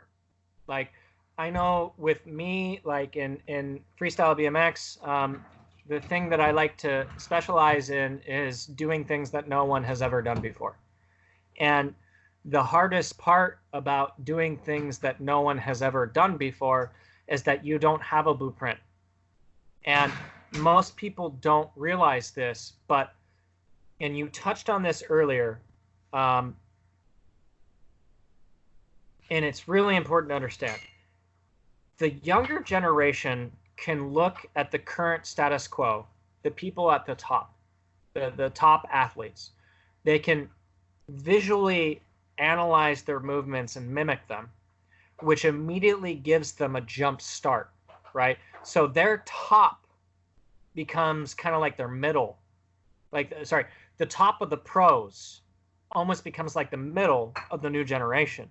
That's how you one up every generation, is because they have the blueprints written for them before they even start. This is such an enormous jump start, and people just don't recognize this. People don't intuitively understand it. And it's so frustrating. I found that this mentality is even present within the culture of the people who are doing the sports themselves. Like, it's something that's not widely understood, that you have this distinct advantage of seeing what people have done before. Humans love to mimic. It's built into our evolution. It's the reason that we have survived as a species. It's ingrained into us. We can't not mimic. So our ability to look and see and to devise our own memory and mental map to complete this same task, it's really advanced. So kids can learn really quickly by just watching and mimicking even high-level crazy stuff. So just being able to start and being able to leapfrog over current high-level individuals is something that I think is not widely understood. I did lose my thought, though. I don't even know where I was going. Congratulations to me. Pat on the shoulder. That's good stuff. Let's go somewhere with it. Yeah, I mean, overall, you know, what I think you're getting at is just like we're just kind of talking about whether or not you think that you can get back into THPS and do well. So agree to disagree. I think you'd be amazing, regardless. You know, I know that I can for sure. Yeah, it's just how much time I want to put into it, and I do need to put in the time. I really do. Completely agreed. So then, why don't we do this? Why don't we go back? Let's go back to the tournament and let's talk about what the experience was like from your point of view, like what the finals were like. Let's run us through what that looked like. So you had that practice session, and you were saying, "Oh crap, this guy's got this 1,000,000-point combos." Right. That was where we left off. Yeah, Ben, good old Ben. Okay, so we were allowed to bring our controllers, which was nice because we all understand this. We want to have our nice worked in controller that feels comfortable and natural to us. So that was nice. Dumb question. Was it a DualShock or was it an original style? Original style. Okay. No rumble. Just a original PlayStation 1 controller, the gray one. Right. Just no extra. It's really lightweight. Okay. Yep. Really lightweight. Exactly.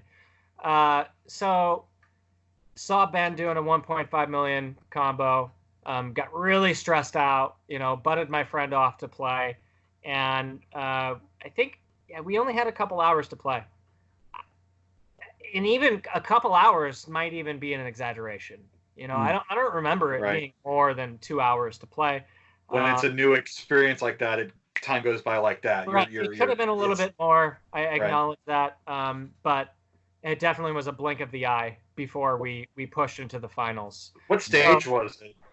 Okay, age group was mostly stage, not age, but age too. Okay. Well, I want to know that too. And 19, I'd say most competitors late teens.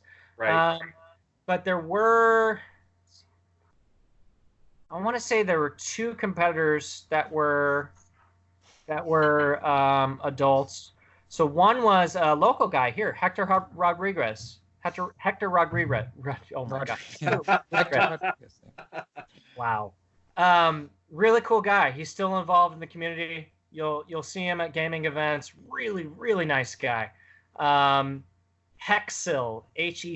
Hecsly was his username. So he was probably early 20s, I want to say. Okay. He was probably the oldest guy there. So the other question about the competitors, since we're already talking about it, were they all from skating culture, or were they more video game players? Because you're kind of both. That's a good question. Yeah, both, definitely both. So yeah, there wasn't like a lone video game geek who couldn't ride a skateboard. I definitely know that a couple of the top 10 did skateboard. Okay. For sure. But none of them were good at skateboarding. They were just the kids would see school fooling around at the skate park, but weren't aspiring to be professional skateboarders. They just liked skateboarding. They were just having fun with it. Right, but between level 0 not being able to ride one at all, like me, if I got on one, I'd break my neck. I say average 4. Right. So the level 4, but still, that's pretty cool to know that. Okay. Sure. Well, even better was the fact that even though I love skateboarding, and even though that I did skateboard, right, it was never something that I took as seriously as my bike. So all my friends skateboarded. It was impossible for me not to skateboard. Right. I am in Tony Hawk's Pro Skater 3. If you go to, you beat some level, you get the friends and family video, and you'll see a video of all of the friends and family of Neversoft, and I'm actually in there trampoline skateboarding in one of the videos, and I learned how to ollie impossible on a trampoline. I learned how to do backflips. I had learned how to do 360 flips. I learned how to do a lot of skateboarding tricks on a trampoline that I couldn't do on a skateboard, and after that, I actually could do them on a skateboard. So even though I never took skateboarding seriously, I actually could do, especially for the 90s, I was doing some really high-level tricks on a skateboard. So even though I never took skateboarding anywhere near as seriously as I did biking, I was able to skate and I was able to do tricks. Right. But I'd say that the best part, I might be jumping just a little bit, but it's relevant to our conversation, is when I won the championship and I was on the stage, the announcer, he asked me if I skateboard. And I said, no, I ride BMX. I got booed. Everyone booed me. It was hilarious. Wow. That's hilarious. The hate between BMXers and skateboarding back then, you would understand, there was real friction, That was East Coast hip hop beef going on there. Whoa, that's okay. Whoa. And man, awesome. Me and my awkward teenageness, it was pretty mortifying. I can laugh about it now. I think it's hilarious, but definitely didn't make me feel too confident back then. But joke's on them. I'm the one who's still riding my bike and competing professionally, where I'm sure that all the people back then who booed me are probably, old and lazy now. Right. And are definitely not taking skateboarding seriously. Yeah. Okay, so back to the original question though, was what stage you were playing in the finals? Which level? Sure. So we did play the same level that we played in the demo. Okay. So I think that was really fair of them. But it was the new physics. Yeah, but it was the new physics. So my combo is that I would there's a big handrail that would go over the middle of the level, right square in the middle of all of the pools. There was a big I don't even know what to call it, man. It was it looked like a big soccer goal, staple shaped thing that gapped this big pool inroad to go into all the pools and went from one side to the other. And I would I'd hit that rail, and there was another T rail that you would join to, and then you could go down into the pools and combo out of there. I really, really, really struggled just transitioning to the second rail and making it from the second rail to the edge of the pool. It was pretty much impossible on low stats. So as I was practicing, I was really frustrated because like this combo that I had so dialed was actually impossible on the game that they gave us. It would have been really cool if they would have gave us like, an extra day to build up the stats of the characters and like get that normal so that we could play, quote unquote normal for us. But we didn't. I think that there is, especially with like the celebrity speedrunner stuff that they're doing nowadays, they'll take like really good people and they'll make them play new games. They'll like give them a new Mario, right? And they'll see like, all right, let's see what the best that you could do, right? Like Mario Maker, especially, yeah. Right, exactly. Perfect example of Mario Maker, right? Give them some improv. How would they handle this situation? I think the Kaizo guys, they'll do really well because they're just so dialed. By the way, I just want to say, Kaizo Mario is Tony Hawk's Pro Skater. Yeah, that is the one thing that I see that I'm like, oh my God, this is exactly like Tony Hawk's Pro Skater. Like, you're trying to get from point A to point B to point C, but in unconventional means. You're exploiting all of these things that the programmers of the game didn't even think about to get to these levels, to get to these gaps over here and over there. And Kaizo, every time I have the Mario Maker sub on Reddit subscribed, my Reddit experience is highly curated, but I see at least 1 to 2 Mario Maker videos every day of my life, and I constantly think that, man, like this is perfection. Like this is just Tony Hawk. And I think I try to get motivated. Like, do I want to do this? Like do I want to become a Kaizo Mario player? And every time I think, nah, I should just actually play Tony Hawk. Like instead of trying to learn something new at almost 40 years old, I should really just, hold up my promise and play the game that I love so much. Okay, so road aside. So, we're practicing like crazy. We don't have enough stations, so we're rotating. The club's starting to pop. They're letting people in because remember, this is in a club environment. Like it's literally a club. Right. So they set up these kiosks in the middle of the club that we're playing, and you get people coming in now. And then, you get the camera guys that are getting all set up, and, they're starting to, set the stage and do all the props and whatnot. And they start the competition. Can't really remember too much about the actual, like, after the practice. Like, it was very much a blur for me. And even though I was able to obtain all of the archive footage from Blue Torch and I was able to review all of it, like it's pretty scattered. Like there's almost no playing whatsoever of me. Like it seems to be with all these events. Like you see all the celebrities, all the players on the screens, all the hoopla going around, but you missed 99% of it. They never show any of it. Yeah, you missed 99% of it. And I have the raw footage. I have everything that they shot, and they really missed pretty much everything. But I mean, I think that's what the reason that happened is because this is before esports even became a thing. These guys had no idea how to shoot video.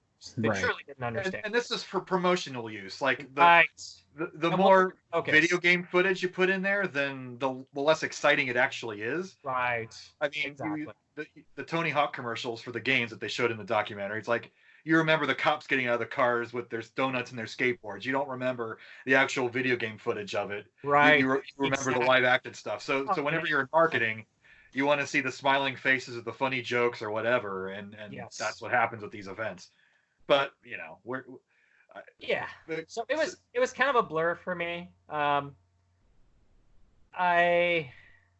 what was the format? Did you get like 1 run, 2 runs? How did it go down? We got 1 run. Wow. Yeah, it was do your best. And simultaneous or seated? So we did all right. So we did rounds where we would do. I think it was like head to head. If I'm not mistaken, God, it's weird. I haven't thought about this in so long. I'm not even sure if we did brackets. I don't even know how we did it. I was thinking about it. This is how long ago it was. Yeah. Jeez.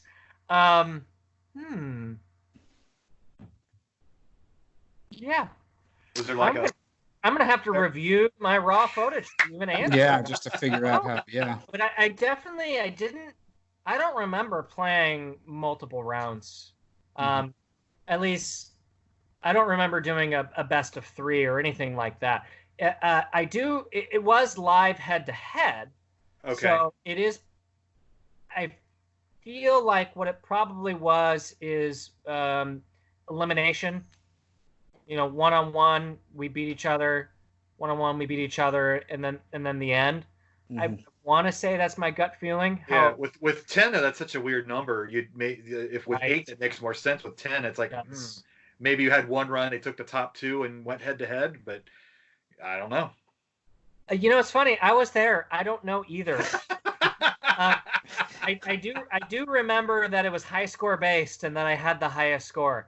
And me and Ben, we did end up being 1 and 2.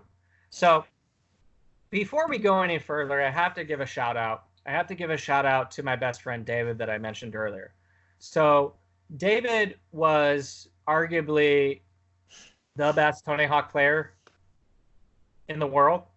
His name's David Erickson from Los Alamitos, California.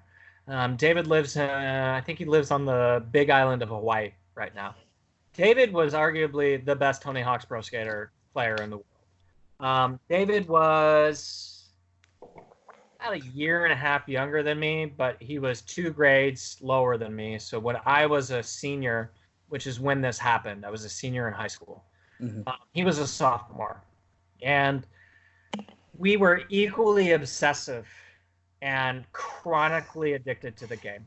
And there were, pick a day, flip a coin, it would be who won the game between me and David. We were truly very equal competitors, but I saw David do some things that blew my mind. And of course, I did some things that blew David's mind. But I'm just going to say it, you know, mad respect to David Erickson. I do genuinely think that he might have been the best Tony Hawk's Pro Skater player in the world. When the competition came out, and I submitted my score and I got it accepted and I got like my letter and my paperwork and all this stuff. I gave David the good news, which obviously is my best friend. He knew what was going on this whole time. And he asked his mom if he could go too. And I'm going to play his mom right now. All right. And her response to him was, "Oh God, Dave, there's no way that anyone on God's green earth would ever pay anyone to play video games. What you're seeing is a scam. It's not real. No, I'm not going to let you fly to San Francisco to hang out with your buddies. No, you're not going to get scammed by this company. No, David, you're not going." She was this Southern Baptist, ultra conservative lady who just was not in touch with society at all. She didn't understand what went on in the exterior world. I don't remember what the fallout of that was. I can't remember if he was like, "I told you so, Mom, you bitch." I can't remember if that actually happened. Next time I talk to him, I'll ask him. But he arguably could have won that competition. I mean, it really was a coin toss between me and him. We were equally good players. And did he not submit a tape? No, his mom wouldn't let him go. He didn't. Wouldn't even let him submit a tape. Ouch. I mean, he could have just submitted a tape and said, "Screw you, Mom," right? Which, you know, adult me, I would have said, "Dude, you got to at least submit your score," right? And then, you know, if your mom doesn't let you go, she just doesn't sign the paperwork, they knock you out. That's fine, but you do have your score forever being on the scoreboards. Correct.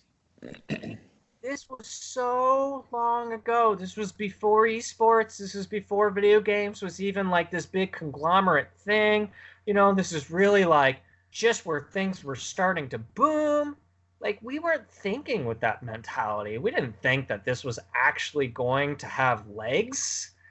You know, I taped over my Tony Hawk stuff with South Park, and I won the goddamn competition. I didn't think it would have legs. So no criticism to him for not having the foresight. We were literally just kids. We didn't know. Right. Oh, but yeah. I have to give him a shout out because he really does deserve it. I mean, that was no one liked Ben. Ben, the second place guy. No one liked him. I'll finish the story and So it should have been Dave. And then I'll get into the controversy. There is something that's really, really important that you guys should know about this competition. And there's a lot of controversy that happened. But I want to finish the competition story and then Sure. So I got the highest score. Okay, so I am positive that we must have done elimination head to head, because I do know that we did have a final round and it was me versus Ben. So I think, okay, what was it? I'm pretty sure that my first round was against a really low score guy. And I do remember telling him, like, hey man, like, it wasn't arrogance. I just felt really bad for him, you know, as anyone, like, imagine if, like, I don't know, imagine if Michael Phelps, like, got paired off with, like, the 30th place swimmer. Right. It's not arrogance for him to say, like, hey man, I'm sorry, you know, that we got paired off. That's a bummer. Yeah. Because you do know you're going to win. You're going to stomp them, right? Like, yeah, you know it. You're going to stomp them. Not because you think you're a better person, but you know that you're a better person at that game, right? We're feeling genuinely bad that I got paired off with a really low score guy. So what they probably did is they probably did it like top seed versus lowest seed, and then next second place versus ninth place, and then third place versus seventh place. That's my guess, but I remember going against a very low seed, you know, having no problems. I remember nothing between that point and the final. I do remember the final. I remember playing okay. I wasn't playing bad. I wasn't playing great. And I remember glancing over a few times at Ben to see how he was doing. And I remember asking my buddy Drew Cawthon. Drew Cawthon was one of the finalists. Probably the coolest dude in all of the competition. He was a really cool kid. He was one of the kids that was actually really hardcore about skateboarding and loved the game. And he wasn't. It wasn't like he was like this fantastic skateboarder. It's just that he actually gave a shit about skateboarding. That's what I was wondering. It's like just who was immersed into skateboarding and bought the game because he loves skateboarding. Yeah, I'd say it's about as opposed to the video game fans that this looks like a fun game and then maybe casually like skateboarding after the fact. For sure, half and half. I think that half of the people were actually serious about skateboarding. Half the people weren't. I don't want to say that they weren't serious about skateboarding. Just more like they cared much more about the game than they did about actually skateboarding. I know that Hector Rodriguez, he was really immersed in the skateboarding culture. Mm-hmm. I don't know about Benadir. I don't know if he was immersed in skateboarding culture. Didn't strike me as the type. And there were a few kind of pale pasty kids, you know. So I don't know how skateboarding. If you're into skateboarding, you got to at least have somewhat of a tan and be, you know, at least somewhat athletic at some point. But then again, we're kids, so you can be really lanky and you know, not grown out yet, so you never really know. And you know, obviously the kid from the UK, doesn't matter how much he skateboarded, he's probably going to be a pale kid. Yeah. So I remember looking over my shoulder and having Drew. I told Drew before the competition to kind of like, hey, talk in my shoulder, let me know what's up. Which, I don't know, in hindsight might be a good thing, might be a bad thing, you know, like if your competitor is kicking your ass and he's like, he's got like a fucking 1,000,000 point lead, you know, you're going to be pretty stressed out. In Right. Tetris, that might change your risk profile. But you have to at that point. You go all in. Absolutely. Yep. You're just going to be like, oh, you're just going to be stressed about completing your combo, which you might not do. But you have to go for it. Yep. You know that you have to go. Like when I'm a Tetris announcer, my first job is to try to tell the competitors like what the score difference is, so they know where they're standing, because that changes your play, that changes your risk reward curve. Yeah. So that's my number one job, because I don't think. Well, Dorian, you judged this year. Were you giving updates or? What I was doing, and I tried not to. Yeah, no, I tried not to really interfere, but whenever I saw that there was like any kind of a milestone, I would mention it. Yeah. So like transitions at, and I would just say transitions at the X number, so stuff like that, just to give brief updates. One competitor actually asked me to brief them on things, and I didn't have a problem with it. And it's not like it's against the rules. So I would just say, X amount, whatever, because they could hear that on the main stage normally anyway. Right. And especially you were on the side stage, and they could not hear the announcers who had the displays. Correct. But I think if I'm playing in that, I want to know where I stand, even if it's just a broad how many Tetrises behind or ahead I am, so I know whether to take that risk or not. But okay, side tangent over. Cool. Yeah, so it doesn't really change your risk reward. I mean, you have a static plan that you're going to go with, and if you screw up, you can kind of freestyle a little bit, which any good player would. But for the most part, you have this thing that you want to do. You want to do it to its fullest, and any external stressors may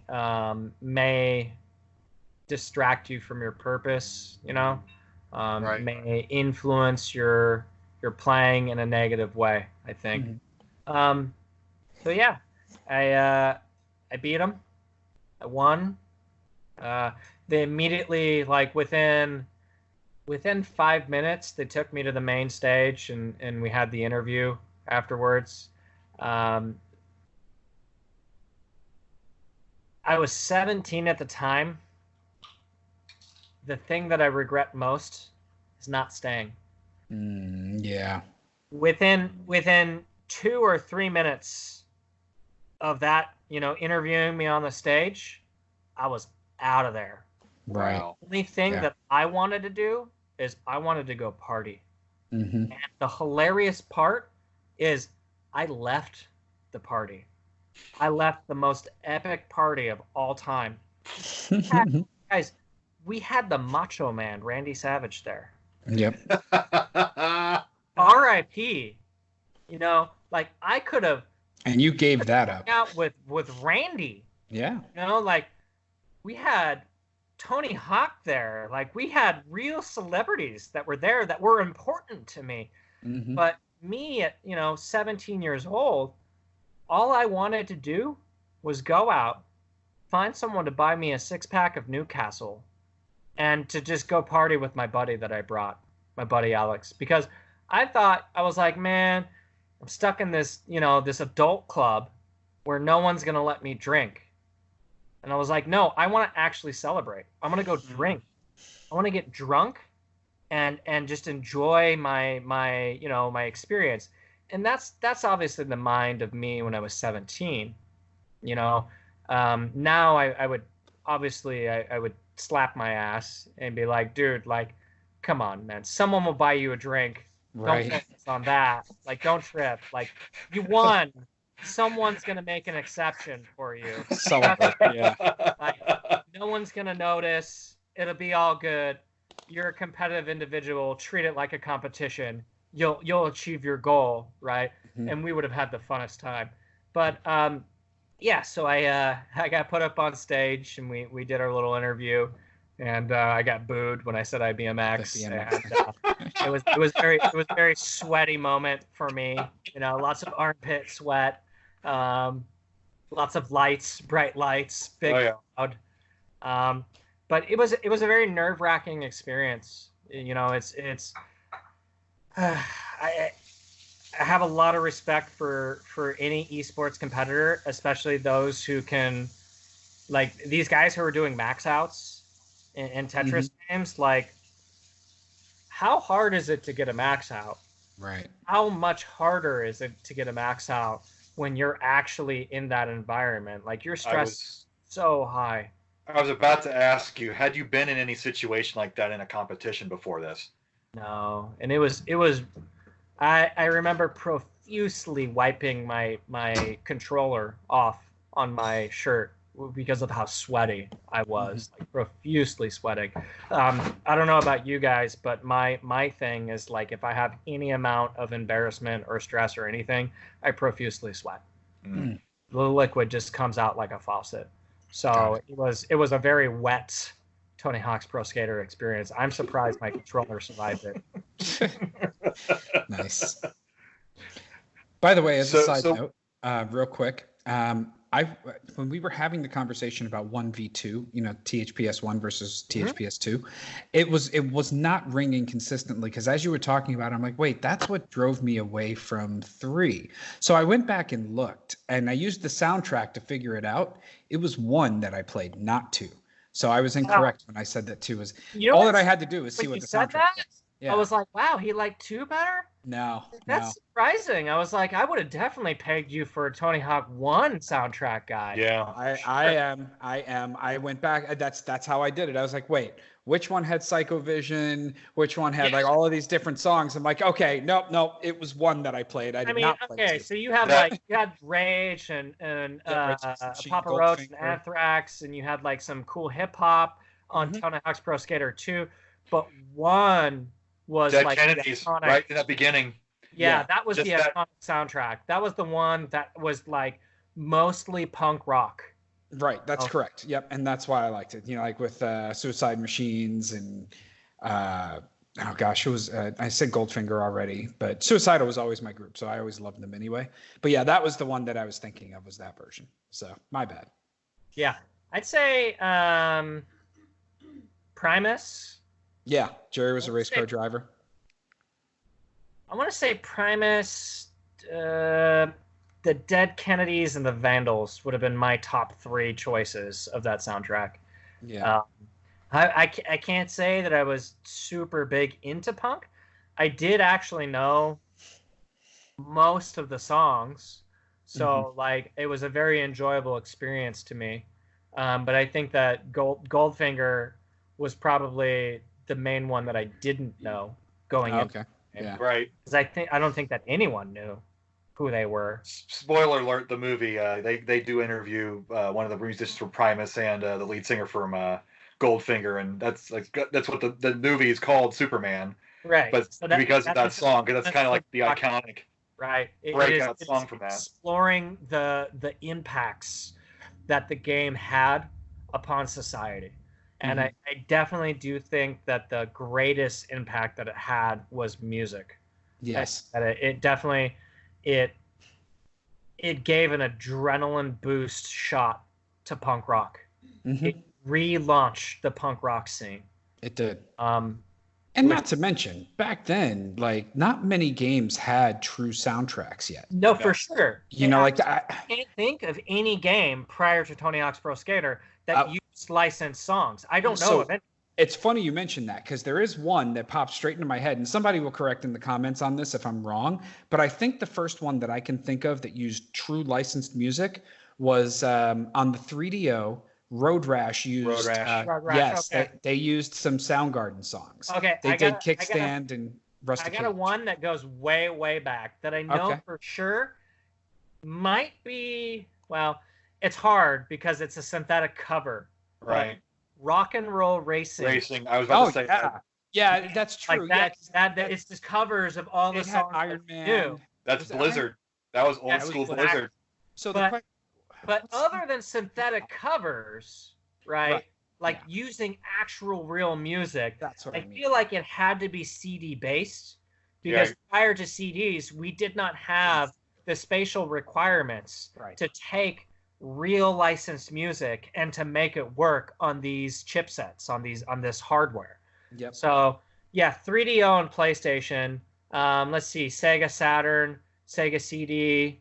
Those are all contenders for systems. Basically, all the first disc-based systems would be the first contenders of using licensed music.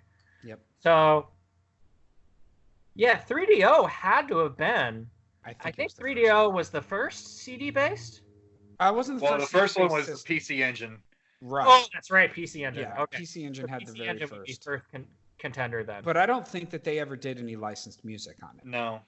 I mean, if you dig, maybe somebody will find something, but like all across the board, like a amazing soundtrack, THPS for sure. Because even the Soundgarden was only a handful of songs. 2 songs by Soundgarden. Yeah. Right, that's it. They just did Rusty Cage and Kickstand. Yeah. Right. So it's crazy that we remember these things randomly. All right. Yeah. Here's another one. Crew Ball for the Genesis. There was like a couple of chiptune versions of Motley Crue songs. Yep. There you go. Yeah. What's his face? God, he did that iconic for like Midway and EA on those Genesis games. He had that Genesis chip sounding like a goddamn guitar. He also did Black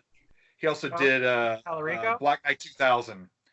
But he had that signature sound that he brought Motley Crue sounding pretty damn good on a Genesis. But yeah, anywho, but if we're gonna do that, then I could go to say, well, in Doom they took the Metallica songs. So, there has to be an Atari game out there that did a cover of a song, right? Right. Yeah. Well, there was Tango in the arcade that did the popcorn song, and it was all kinds of right. Yeah, so I think that the takeaway here is the first music, like true licensed music, soundtrack, blah blah blah, would be the Soundgarden in the 3DO game. But the first one to actually take it to that next level and have an entire soundtrack that was just amazing was THPS 1, and that kind of revolutionized the way that the gaming industry was looking at how to license music for their games. And nowadays you can't even do it. Like those songs would be too expensive now. Yeah, that was that sweet spot. Like, I heard a story. This is another tangent, but in wrestling at that same time, Hulk Hogan they started using Voodoo Child by Jimi Hendrix. They bought the rights to use that for $100,000. Mm-hmm. That was it to use that for years. Like, could you nowadays it'd be 11 million. Right. So like the musicians just didn't know what they had back then, and now you couldn't replicate that, but. You got that sweet spot. You can blame the internet for that because now the ability to make everything so widespread just by licensing, it's such a different ballgame. So I would argue that the long-term effect of this is actually really positive. So I'm gonna say one example: Stardew Valley, right? Mm-hmm. That guy created the game. Everything. He did the graphics, he did the visuals, he did the audio, he did everything. Mm-hmm. And he did the music composition, and I can honestly say it's probably one of my favorite soundtracks of all time. Like, nice. He is a really, really, really talented musical composer. Mm-hmm. And it doesn't matter what kind of instruments he uses to create his sound. To me, it matters how he lays out his sound, how he blueprints his sound and makes it into the organized fashion that it is. And it's just a brilliant, brilliant guy. And by not having the ability to license popular songs, it forces people to either create new music or to give independent artists a voice. So I'm huge into video game music because I obsessively collect video game vinyl. Hundreds of albums. That's awesome. What this has allowed me to do is to really explore video games from a musical appreciation only. Mm-hmm. Like I have over 100 soundtracks of games that I've never played. Nice. Yeah. Seriously. Like if I can enjoy the music, I'm like, what the hell? Like let's support the artist, or let's maybe in some cases let's support the bootlegger. Shit, I don't know. Like it just to bring it to us, yeah. There's so much appreciation that can come from music within a game, and I'm sure that you guys can think of all the iconic games. Mm-hmm. A good soundtrack is not required, but it almost is required. It pushes next level for sure. Yeah, like think of any great game. Like try to think of a single good game that you're like, oh, it had an awful soundtrack. Like I can't think of a single good game that had an awful soundtrack. Yeah, I really can. I've tried to think about this before. This has got to be a really good. This would be a good Ask Reddit question. What is the best, worst sounding game? Yeah. Yeah. Best game with the worst soundtrack. Yeah, indeed. Yeah.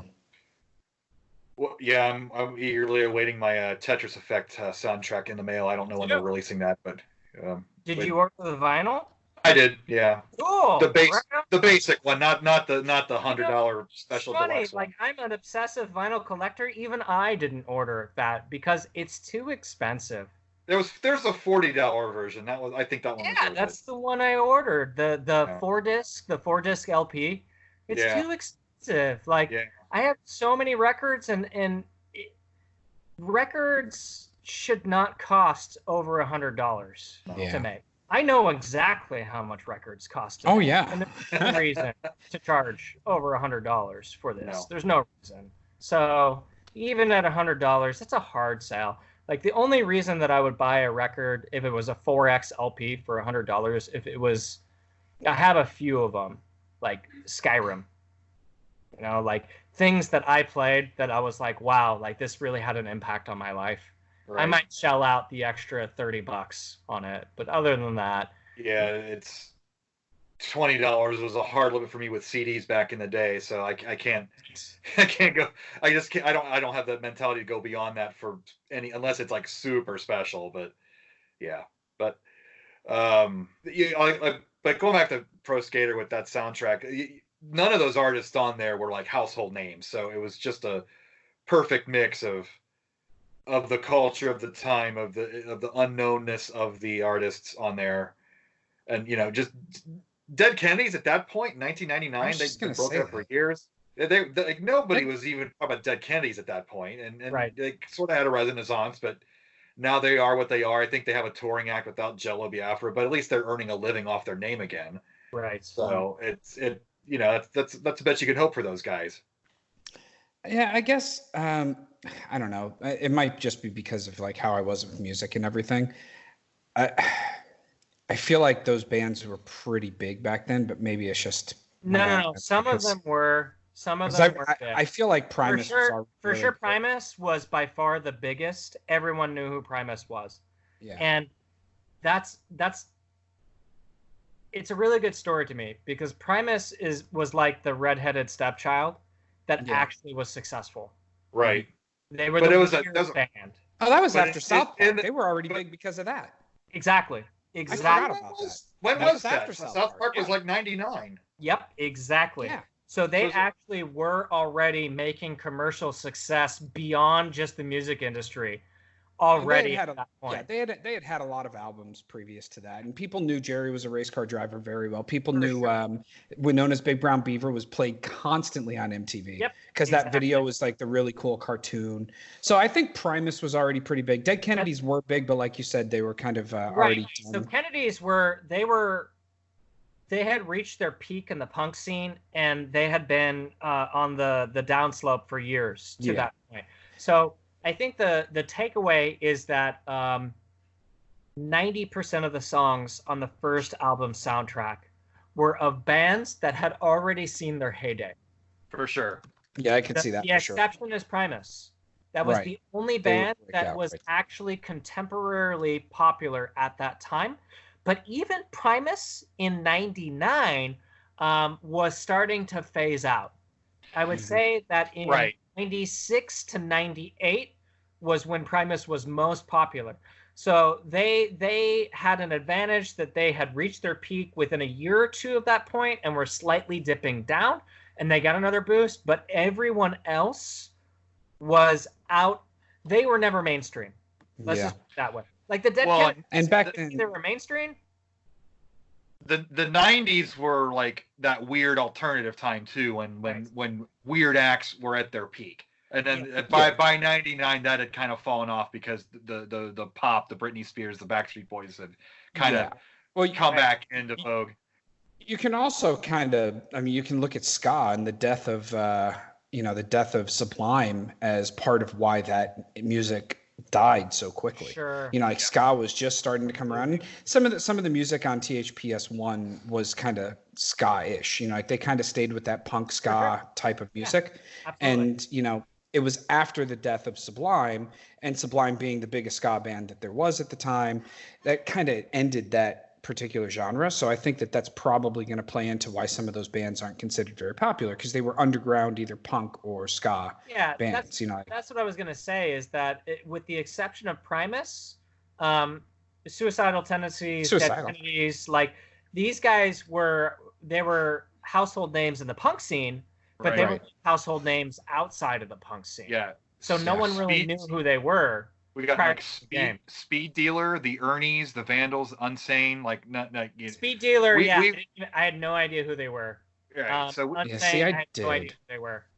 But we grew up in that era. But you ask a kid today, nobody's gonna know. No one's gonna know. Right. You're not gonna even hear those on like a classic rock station, quote unquote. No, they don't, exactly. Yeah. So it was of their time for sure. Yeah, I guess it's kind of hard for me to judge that, because I was actually so into that music back then. Right. My father used to take me to CBGBs back in the day. So, like for me, it was oh yeah, I love the punk scene. So, it's whatever. So I guess it's hard for me to kind of chime in on that one. Yeah. Who was really into it too was Steve. Which one, DeLuca? Yeah, DeLuca. Yeah, totally. Yeah, we've had those talks. Trust me. Yeah, for sure. Yeah, he was really into the local punk scene. Speaking of, he just released his chiptune NES cartridge, or his kickstarting or something. So hell yes. Yeah, I want to check that out. Yeah. Very cool. So, all right, so let's get to the All right, go ahead. Sorry. The aftermath. Yeah, I was about to say the same thing. You what did you win, and what was life like that? I mean, you were 17, so you're senior in high school. There's good aftermath stories. Yeah, let's hear this. All right, so I got presented with a $10,000 check, which obviously is a prop. I couldn't take it to the bank. They didn't let me keep it. I wish they would have. They didn't let you keep it. Interesting. They did. I didn't ask, and they didn't offer. Huh. If they would have offered, I would have said hell yes. I mean, think of how cool that is to have that big check. For sure, I would have kept that. Hell yeah! I'm pretty sure Hiroshi still has his big check, the 25. I wish. Man, maybe it's sitting in some warehouse in Activision somewhere, or maybe they reused it. I wonder what happened again. When you asked about those tapes, what did they do with all those submission tapes? That's a good question. Did they destroy those? Yeah. So the aftermath, right? All right. So, I got this big check, the big $10,000 check that I have. Fortunately, I don't have a lot of pictures from the event, and even the media that was shot by Blue Torch, they didn't really know who was going to win. And I don't even think they even knew who I was. I don't think they knew who the top seed was. I don't think they knew who the bottom seed was. And I have all of the raw footage as well, so I get to see how much of winging it there was. So I got to see some background stuff that I was just, as someone who has now been involved in actually making a documentary, to see from the ground up how it's made. It's hilarious to me to see some of the lack of professionalism and and I could say that because these guys are 20 years. I don't care, but it was hilarious. It kind of matched the ethos though. It was that punk rock, just do it and that's exactly 3 words. Let's go. This was an extreme. Go. It was an extreme sports network. So these were probably just a bunch of surfers and skaters that were hiring their buddies to do things that they had no idea how to do. So, yeah. So I don't have a lot of media from the event. I don't have a lot of media that shows me, right? Like not a lot of my personal moments. So I got the check, which I'm so stoked to have that picture of. And, I went out and, got my Newcastles. It's funny because, I rode BMX. My buddy Alex that I brought, because you were able to bring one person with you, which a lot of people brought their parents, some people brought their friends. I brought my buddy Alex, who was probably the best skateboarder that I knew. And my buddy David, since his mom's a crazy person and he was a minor, he wasn't able to go. So I was like, dude, let's bring Alex. Like, no one's going to appreciate actually skating San Francisco in its prime when it was the most popular place. I was like, dude, let's go shred, right? Because that's what I wanted. I wanted a buddy that I could go to all of these iconic spots with, that we could actually hit it. You know, maybe get some video. I don't even think we brought a video camera though, so maybe not get some video. But I broke my chain immediately on my bike. Of course. That Yeah, sucks. and I wasn't foresighted. Bikes were built like freaking machines back then. It wasn't common to break stuff. So for me to like instantly break something was abnormal. Nowadays, I break stuff all the time. Like I'm well known amongst my friends as being the guy who literally breaks everything. But back then, like it wasn't common. So I think we got some beer and we went out and we had a session. Like, which is that was my party. Like That's that's beautiful. I like it. what I did, right? Yeah. That's what we did as teenagers. We Right. would go and we would get drinks, but we would go and we would skate and we would ride. We'd have a session, and we'd bring a little boombox or whatever, and we would make it the party. That was our culture. That was part of us being teenagers in the skate scene. So we went, we did our thing, and it was a great time. And it broke my chain, and I was really bummed because I couldn't really ride and do the things that I wanted to do. So I didn't really get to explore a lot of the spots like I wanted to. But it was still a really positive experience that I'm happy about. So I did like a 30-second interview with Blue Torch after winning, beyond the announcement on the stage. And this is going to be my I was a little shit moment. Okay? Right.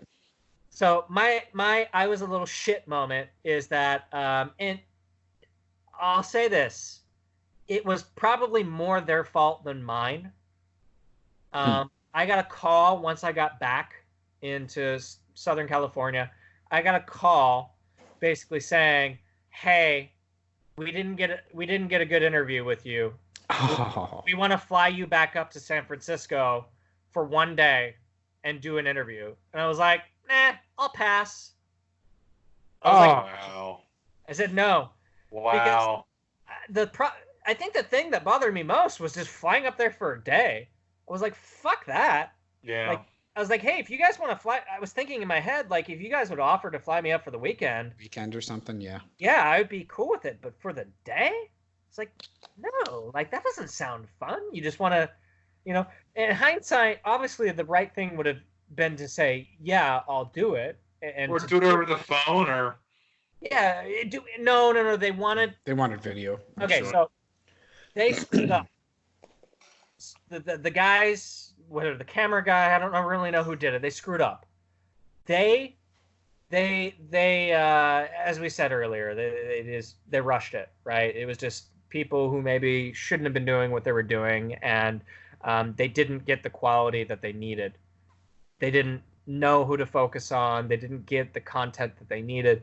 And so they wanted to fly me back out there so that they could recreate the environment and have an interview as if it happened that night. Right. Wow. And Yeah. I was just like, eh. So probably what happened is probably an executive in Blue Torch was like, this is what you guys have? Like, we can't edit an episode on this. Like, it was supposed to be an episode.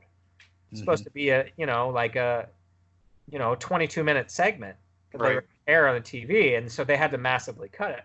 So it would have definitely been in my best benefit to go back and to do a longer interview, because then it would have been a longer cut. They could have had more airtime on it. They had a better broadcast experience, whatnot. But these are not things I was thinking about in my 7-year-old mind. I didn't care. Right. I got the prize. I Yeah. got the check. The check was, the real money was coming in the mail. Like I got the championship. That's all I cared about at that time. So Yeah, I put myself in your shoes. If I were 17, I wouldn't care either. But my 43-year-old version is like, I could be meeting all these people in the industry and getting my foot in the door in here, and I could be a videographer with this company if I like. I can obviously see both sides. It's crazy.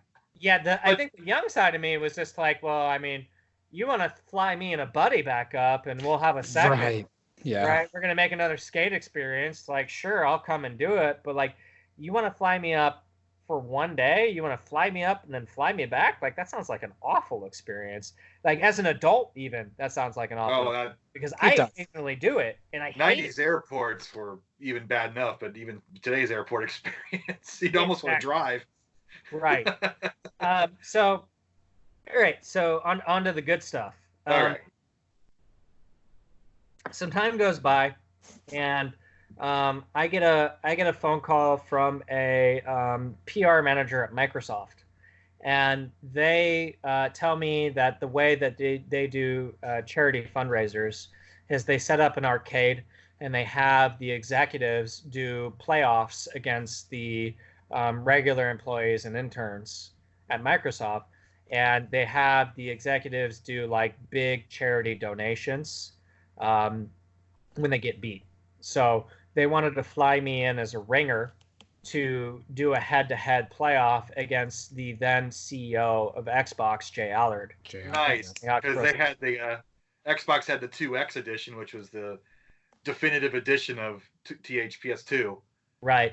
And I was always really bummed because I was a big Xbox guy. So this was a really important event to me.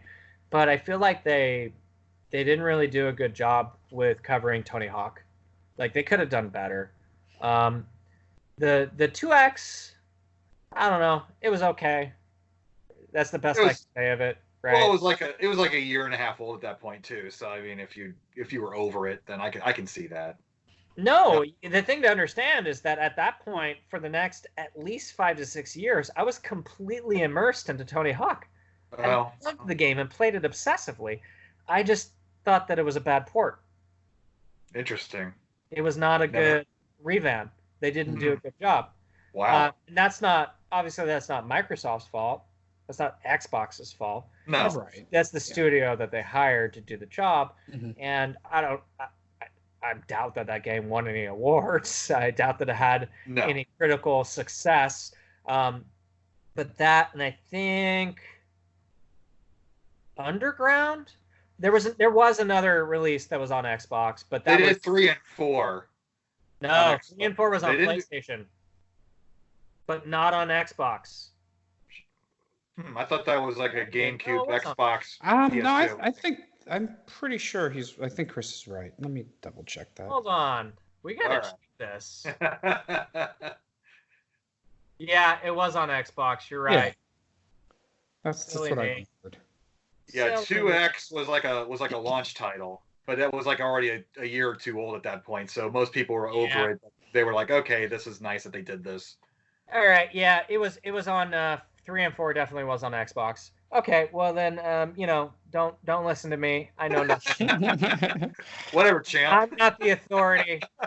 Disclaimer. But with that said, like I did after 3 came out, I played it for maybe like a month or two, right? Just to kind of give it a chance, because I was really genuinely excited by it. Because after 1 and after 2, how could I not be excited by 3? But I quickly realized the infinity culture of it. Right. Like there's no more limitations. It's very defeating to me when it becomes this game of relevance in which like you could do whatever you want and it's infinity, and it didn't make any sense to me. It wasn't hard anymore. I've always been someone who appreciated things that are extraordinarily hard. I've always been willing to suffer to achieve a goal that maybe the average person wouldn't be willing to do.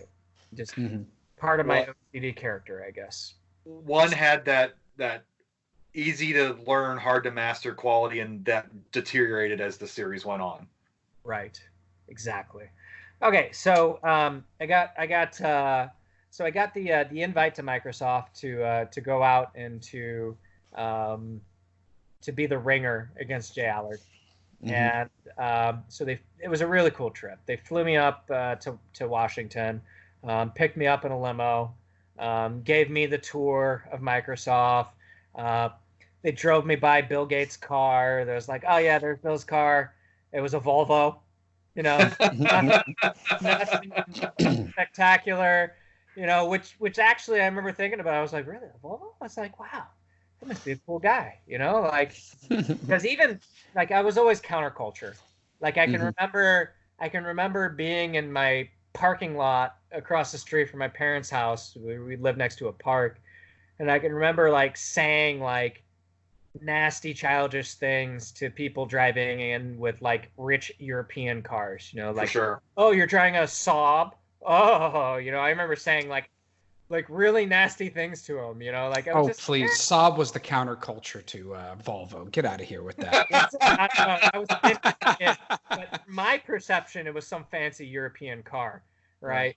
So I remember thinking, oh, he must be a pretty cool guy that he doesn't flaunt his richness, you know. So he drove me around. They brought me to the event. Washington was beautiful. I remember being so gorgeous. Just everything was in fall, so it was all just like, you know, red and orange and yellow colors, which that campus is beautiful. Never really seen at that point. Not real fall in cold areas. So it was a really impacting experience for me living in a desert in Southern California and not seeing fall color covers. It just, you know, doesn't happen here. At least, you know, some plants, but not like it is out there. No.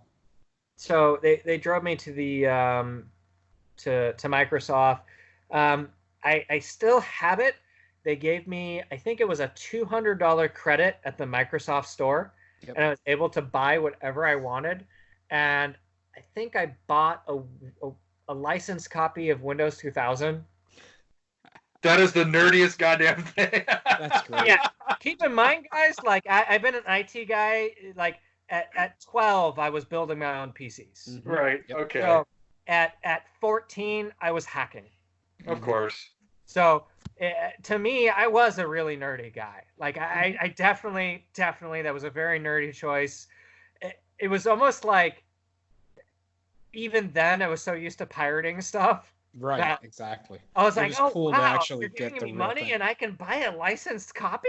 Totally. I'll own a real licensed copy of Windows? That's amazing, you know? Like, why? That's what I would have done too. So, not to mention, let's face it, that company store doesn't have a whole lot of great stuff in it. no, yeah, and then there was nothing. It was so bare. Not even an Xbox at that point? That's what I would be thinking, but... No, No, there was no interesting. console stuff. Oh, okay. They didn't.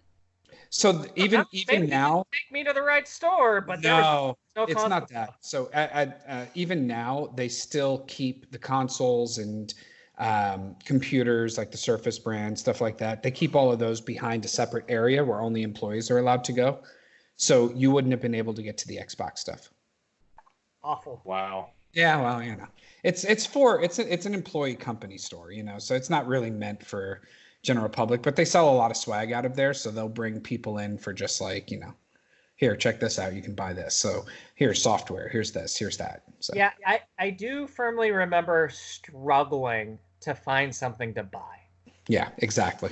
The only thing that I can remember is that licensed copy of Windows 2000. Yeah. That's it. Like I maybe I bought something else, I don't remember, but I remember struggling. I remember we were like, there's nothing here that I want, you know, like you guys gave me money, but like I'm in a candy store, but all the candy is poop flavored. Right. Why would you do that, Tim? Where there's original. So afterwards, they brought me to the area where they ran the charity, and it was super cool. It was like a couple rooms of there was like an arcade. Mm-hmm. There was another room with like consoles that were set up. Nothing spectacular, you know.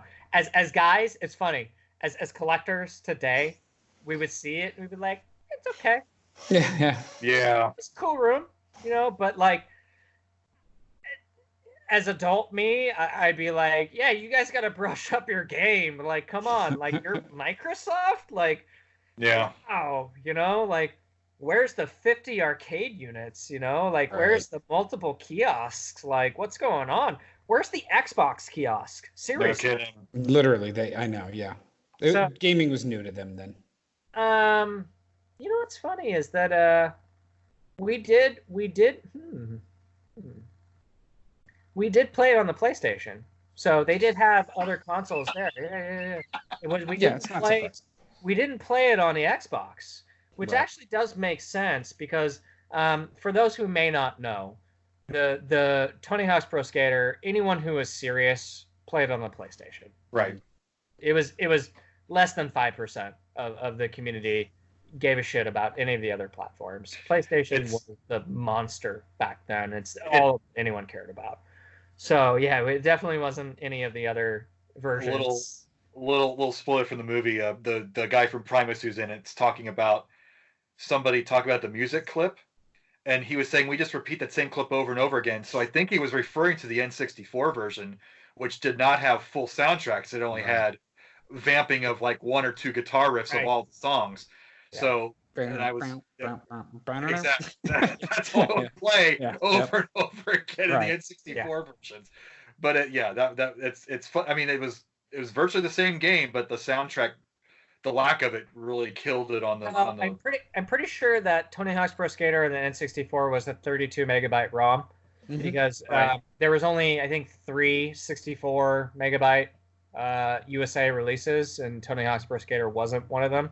Yeah. So thinking about that and thinking about them actually no expansion either. Music, it must have been an engineering challenge for them to make that all work, which is a bummer. But at the same time, they did it. So props to I'm a Dreamcast fan. I'll always say that I like that one a lot, but if you're the champ and you like the PlayStation version, I will go with your judgment on that. Oh, no. It's okay. I've met a lot of people that played the Dreamcast version. I met a lot of people that played.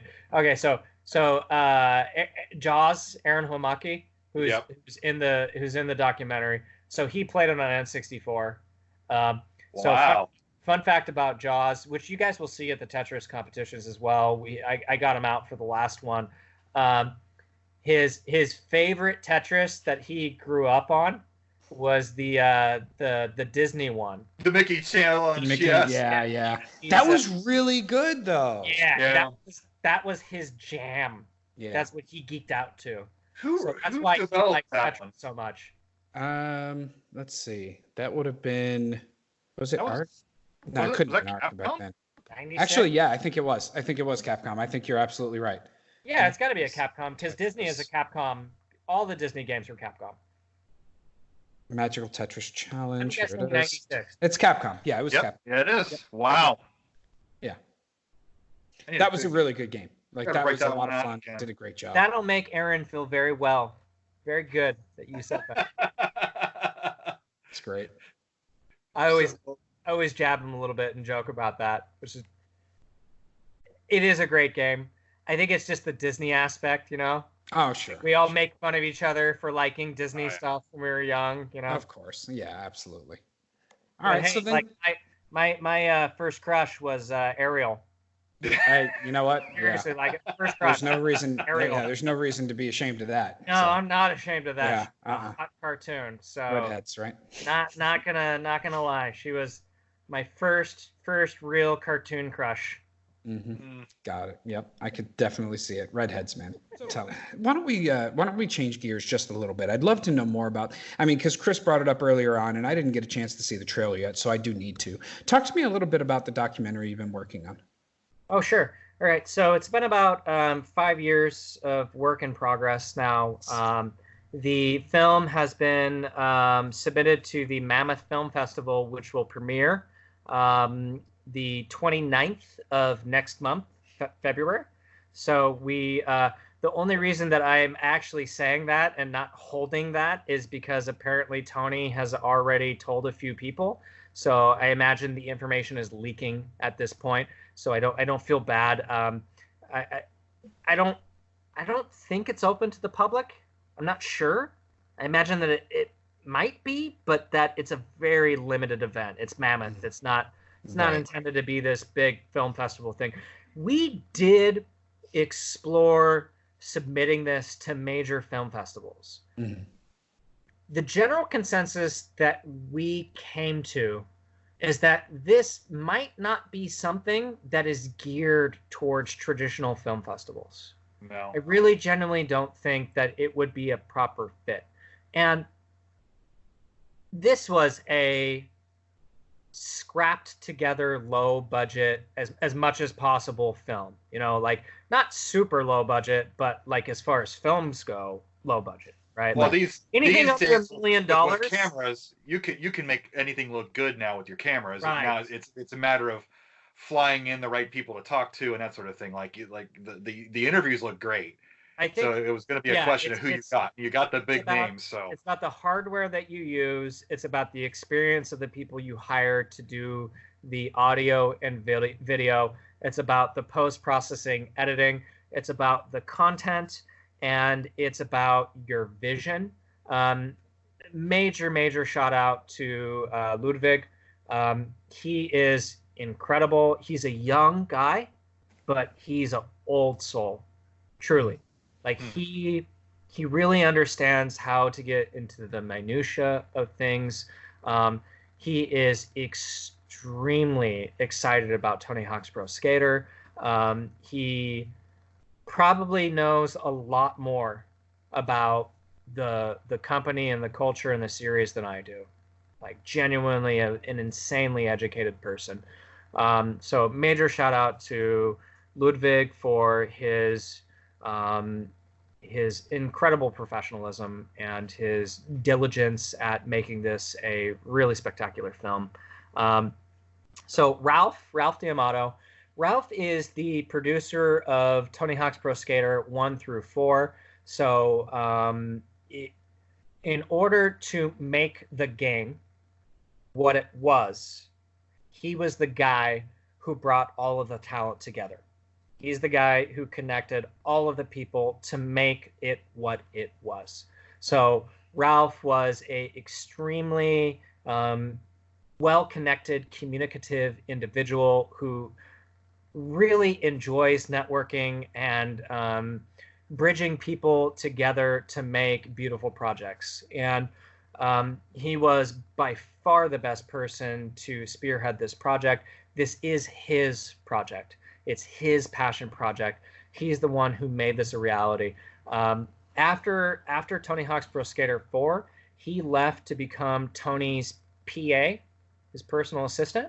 I think for about a decade. I don't really know the number of years. Don't quote me on that, but a long time. He basically was, I don't know, maybe the guard dog that you had to get through if you had any business interest with Tony Hawk. He was the guy that made it happen for you if you needed it, and he was the guy who decided it was worth Tony's time. So because of that, because he was so intimately involved, because he communicated with every single person that was involved with every Tony Hawk game from 1 to 4, and since he was so personally interconnected with Tony's life, he was the only one that could have done this documentary and could have done it right. And with his talent and his skill set and with his passion, he really brought everyone together to make this what it was. You would be really surprised how difficult it is to get people together. It's really hard. We've done this show for a year and a half now, and just getting this interview together with the three of us took 3 months. Right. So, yeah. It's hard. Yeah. And doing that with, dozens of people, it's really tough. So just a major props to him for inspiring and motivating the people to actually care and to contribute to this project. It's his passion. If it wasn't for him, this documentary would not exist. So a major shout out to Ralph. For anyone who wants more information on the film, THPSfilm.com. That's the website for it. If any of you guys write a comment in the submit comment or the contact field on the site, it goes directly to Ralph. He will read every single communication there. So if anyone wants to give a shout out to him, if anyone wants to communicate to him, all you got to do, punch that button, and he will probably respond to you. Like, Ralph is actually a really nice guy. I'm going to give a little side story to just demonstrate what a nice guy he is. So I am obviously, or maybe not obviously for people who don't know me, but for you guys, I'm a big collector. I love collecting video game memorabilia. I love building the history behind it. And a few months ago, I saw someone put up a Neversoft beanie on eBay. Oh, yeah. Yeah, and it is so hard to find Tony Hawk 1 or 2 memorabilia. Like it's non-existent, guys. Like they made a couple promo items that were distributed internally that were only given away. And Ralph, like he gave away everything. Like he's the guy that if you have something, you got it because he gave it to you.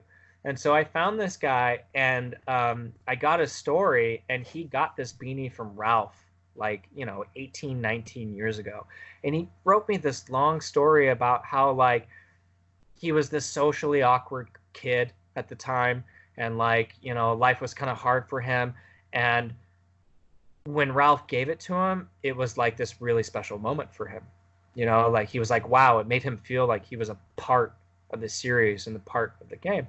And to Ralph, like he was just one of many, many, many, many kids that he was just creating a positive experience for. So, he's a really nice guy, just really genuinely wanted to connect with people. Most people don't know it, but the reason that I know all of these guys, the reason that I even was a part of the documentary is that after Tony Hawk's Pro Skater 1 came out, they started a forum. And because I was such an IT geek, even back when this was dial-up, I found the forum. And so I befriended these guys. The developers, the people involved with the project, they all talked with all of the community members. And there wasn't that many people that were on this forum. It was a very private forum. It's called Delphi Forums. No one would even know what it is. There's so few people that actually participated on it. So it was this very tight-knit community of hardcore Tony Hawk players.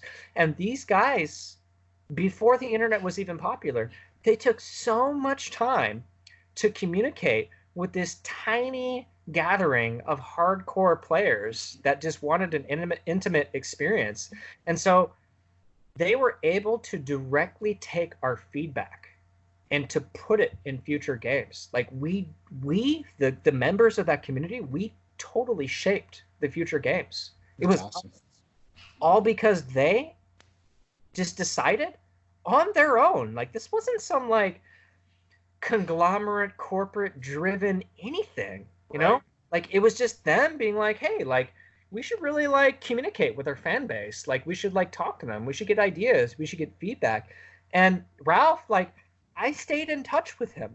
This is 20 years later, and I stayed in touch with him, all because I talked with him and Chris Roche and a couple of the other guys on the forums. Like I actually stayed friends with them all this time, all because they just wanted to connect with their fans. So a lot of really humble guys, a lot of really good people that were fortunate enough to get this opportunity. I think that the important thing to say, and you'll know this when you watch the documentary, is that Tony Hawk's Pro Skater, no one envisioned that it was going to be this big game.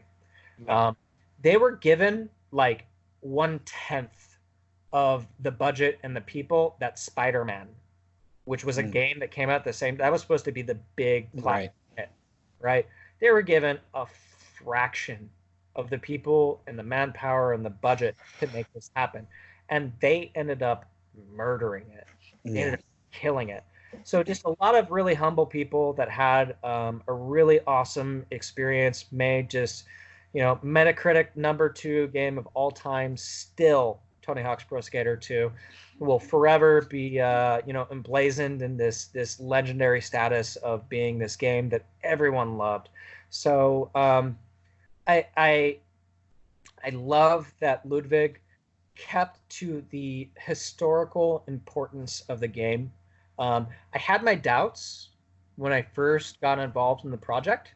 I'm going to be honest with you guys, a little inside information for you here, but I wanted to see it more like a King of Kong, like a sensational, let's pit people, have a personal story thing.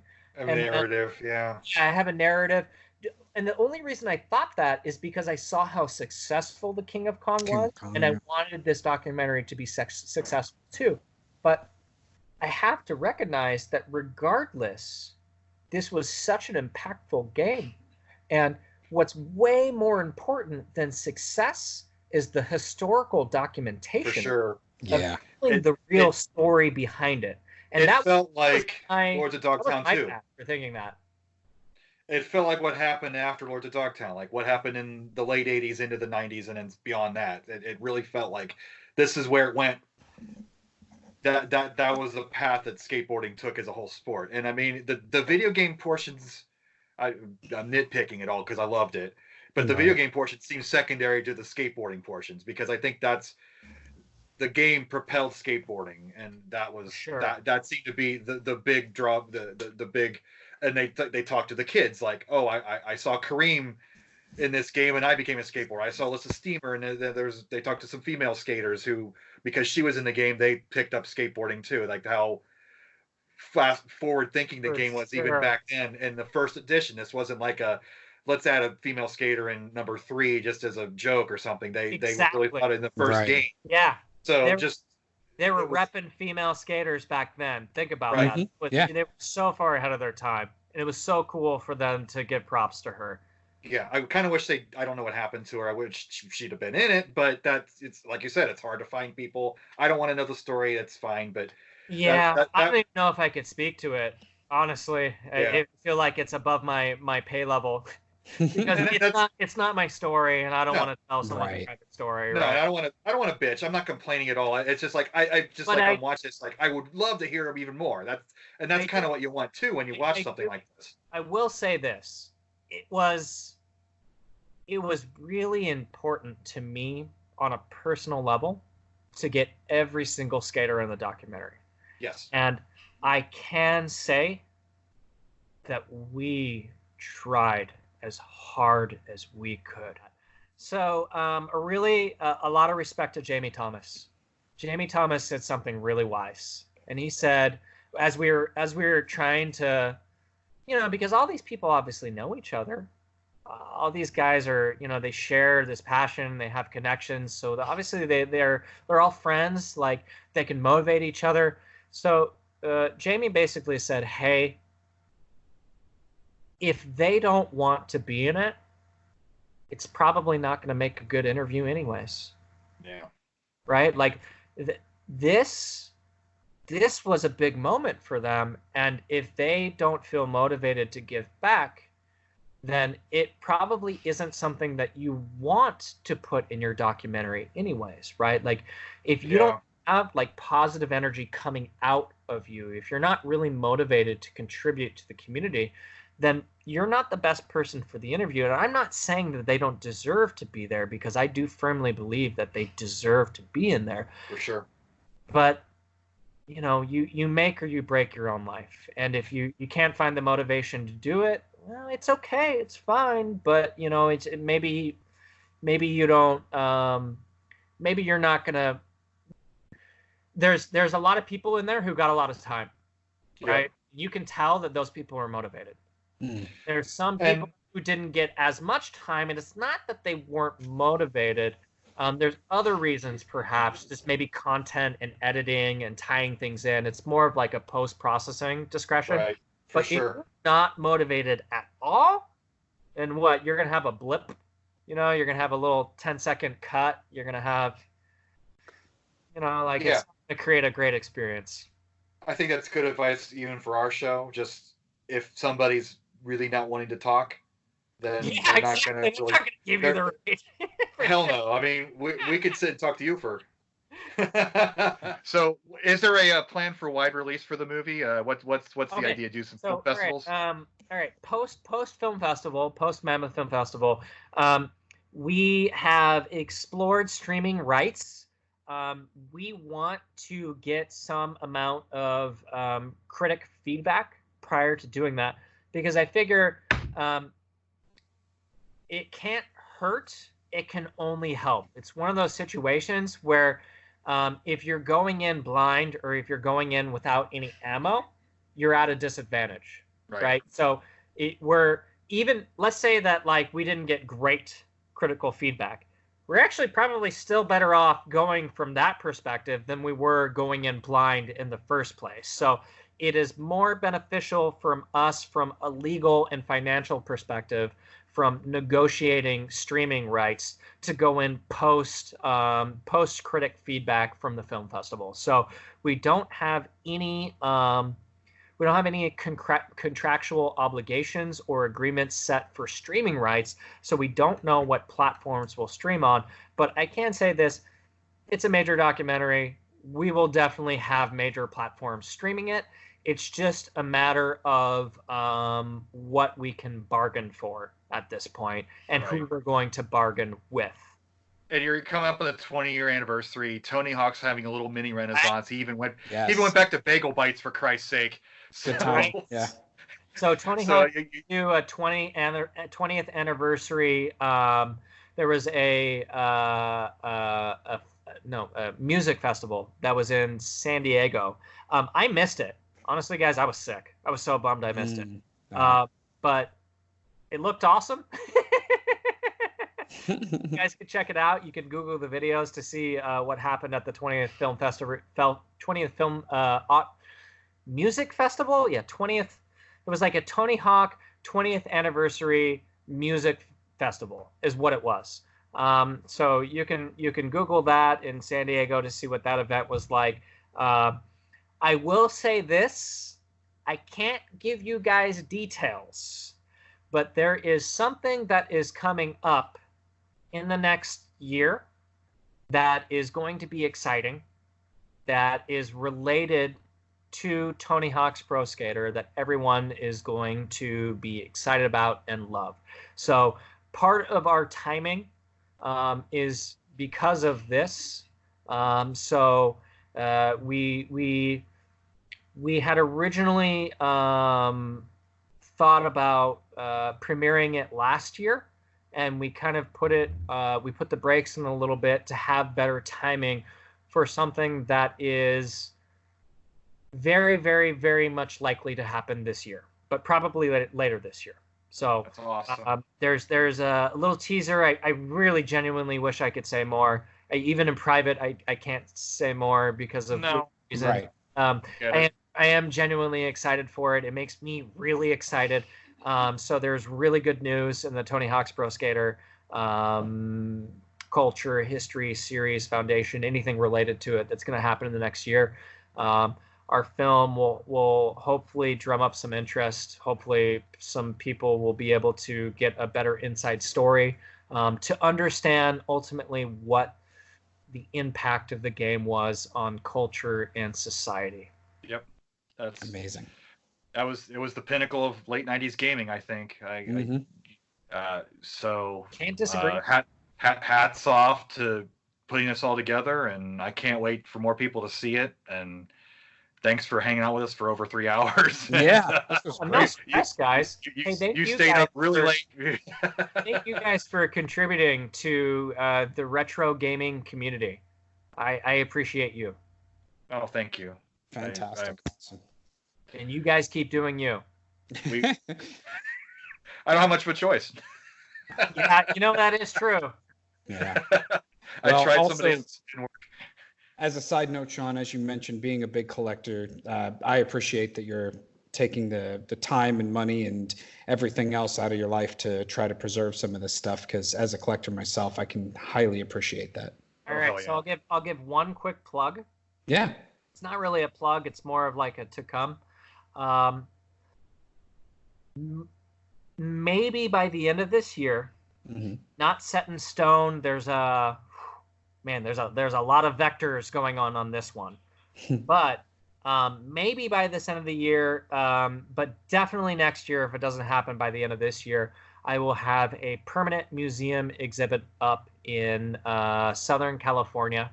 I can't say more yet because it would then disclose other people's plans. Got it. There will be a permanent Southern California video game museum exhibit that will be accessible definitely on a monthly basis, optimally on a weekend basis.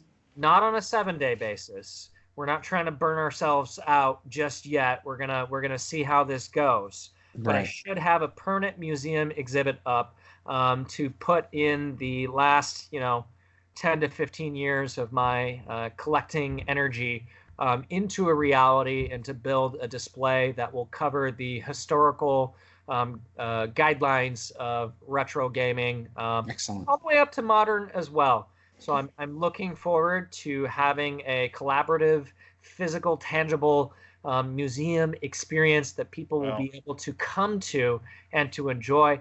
I really, really want to give the location, but since it's not my thing, I can't do it yet. But we can do something down the line, and we can talk about it later when it becomes public information. But let me know. I'll really be excited there. about that. Yeah, totally. Same here. All right. That was awesome, guys. Let's thanks for watching, and we'll be back with another episode at some point.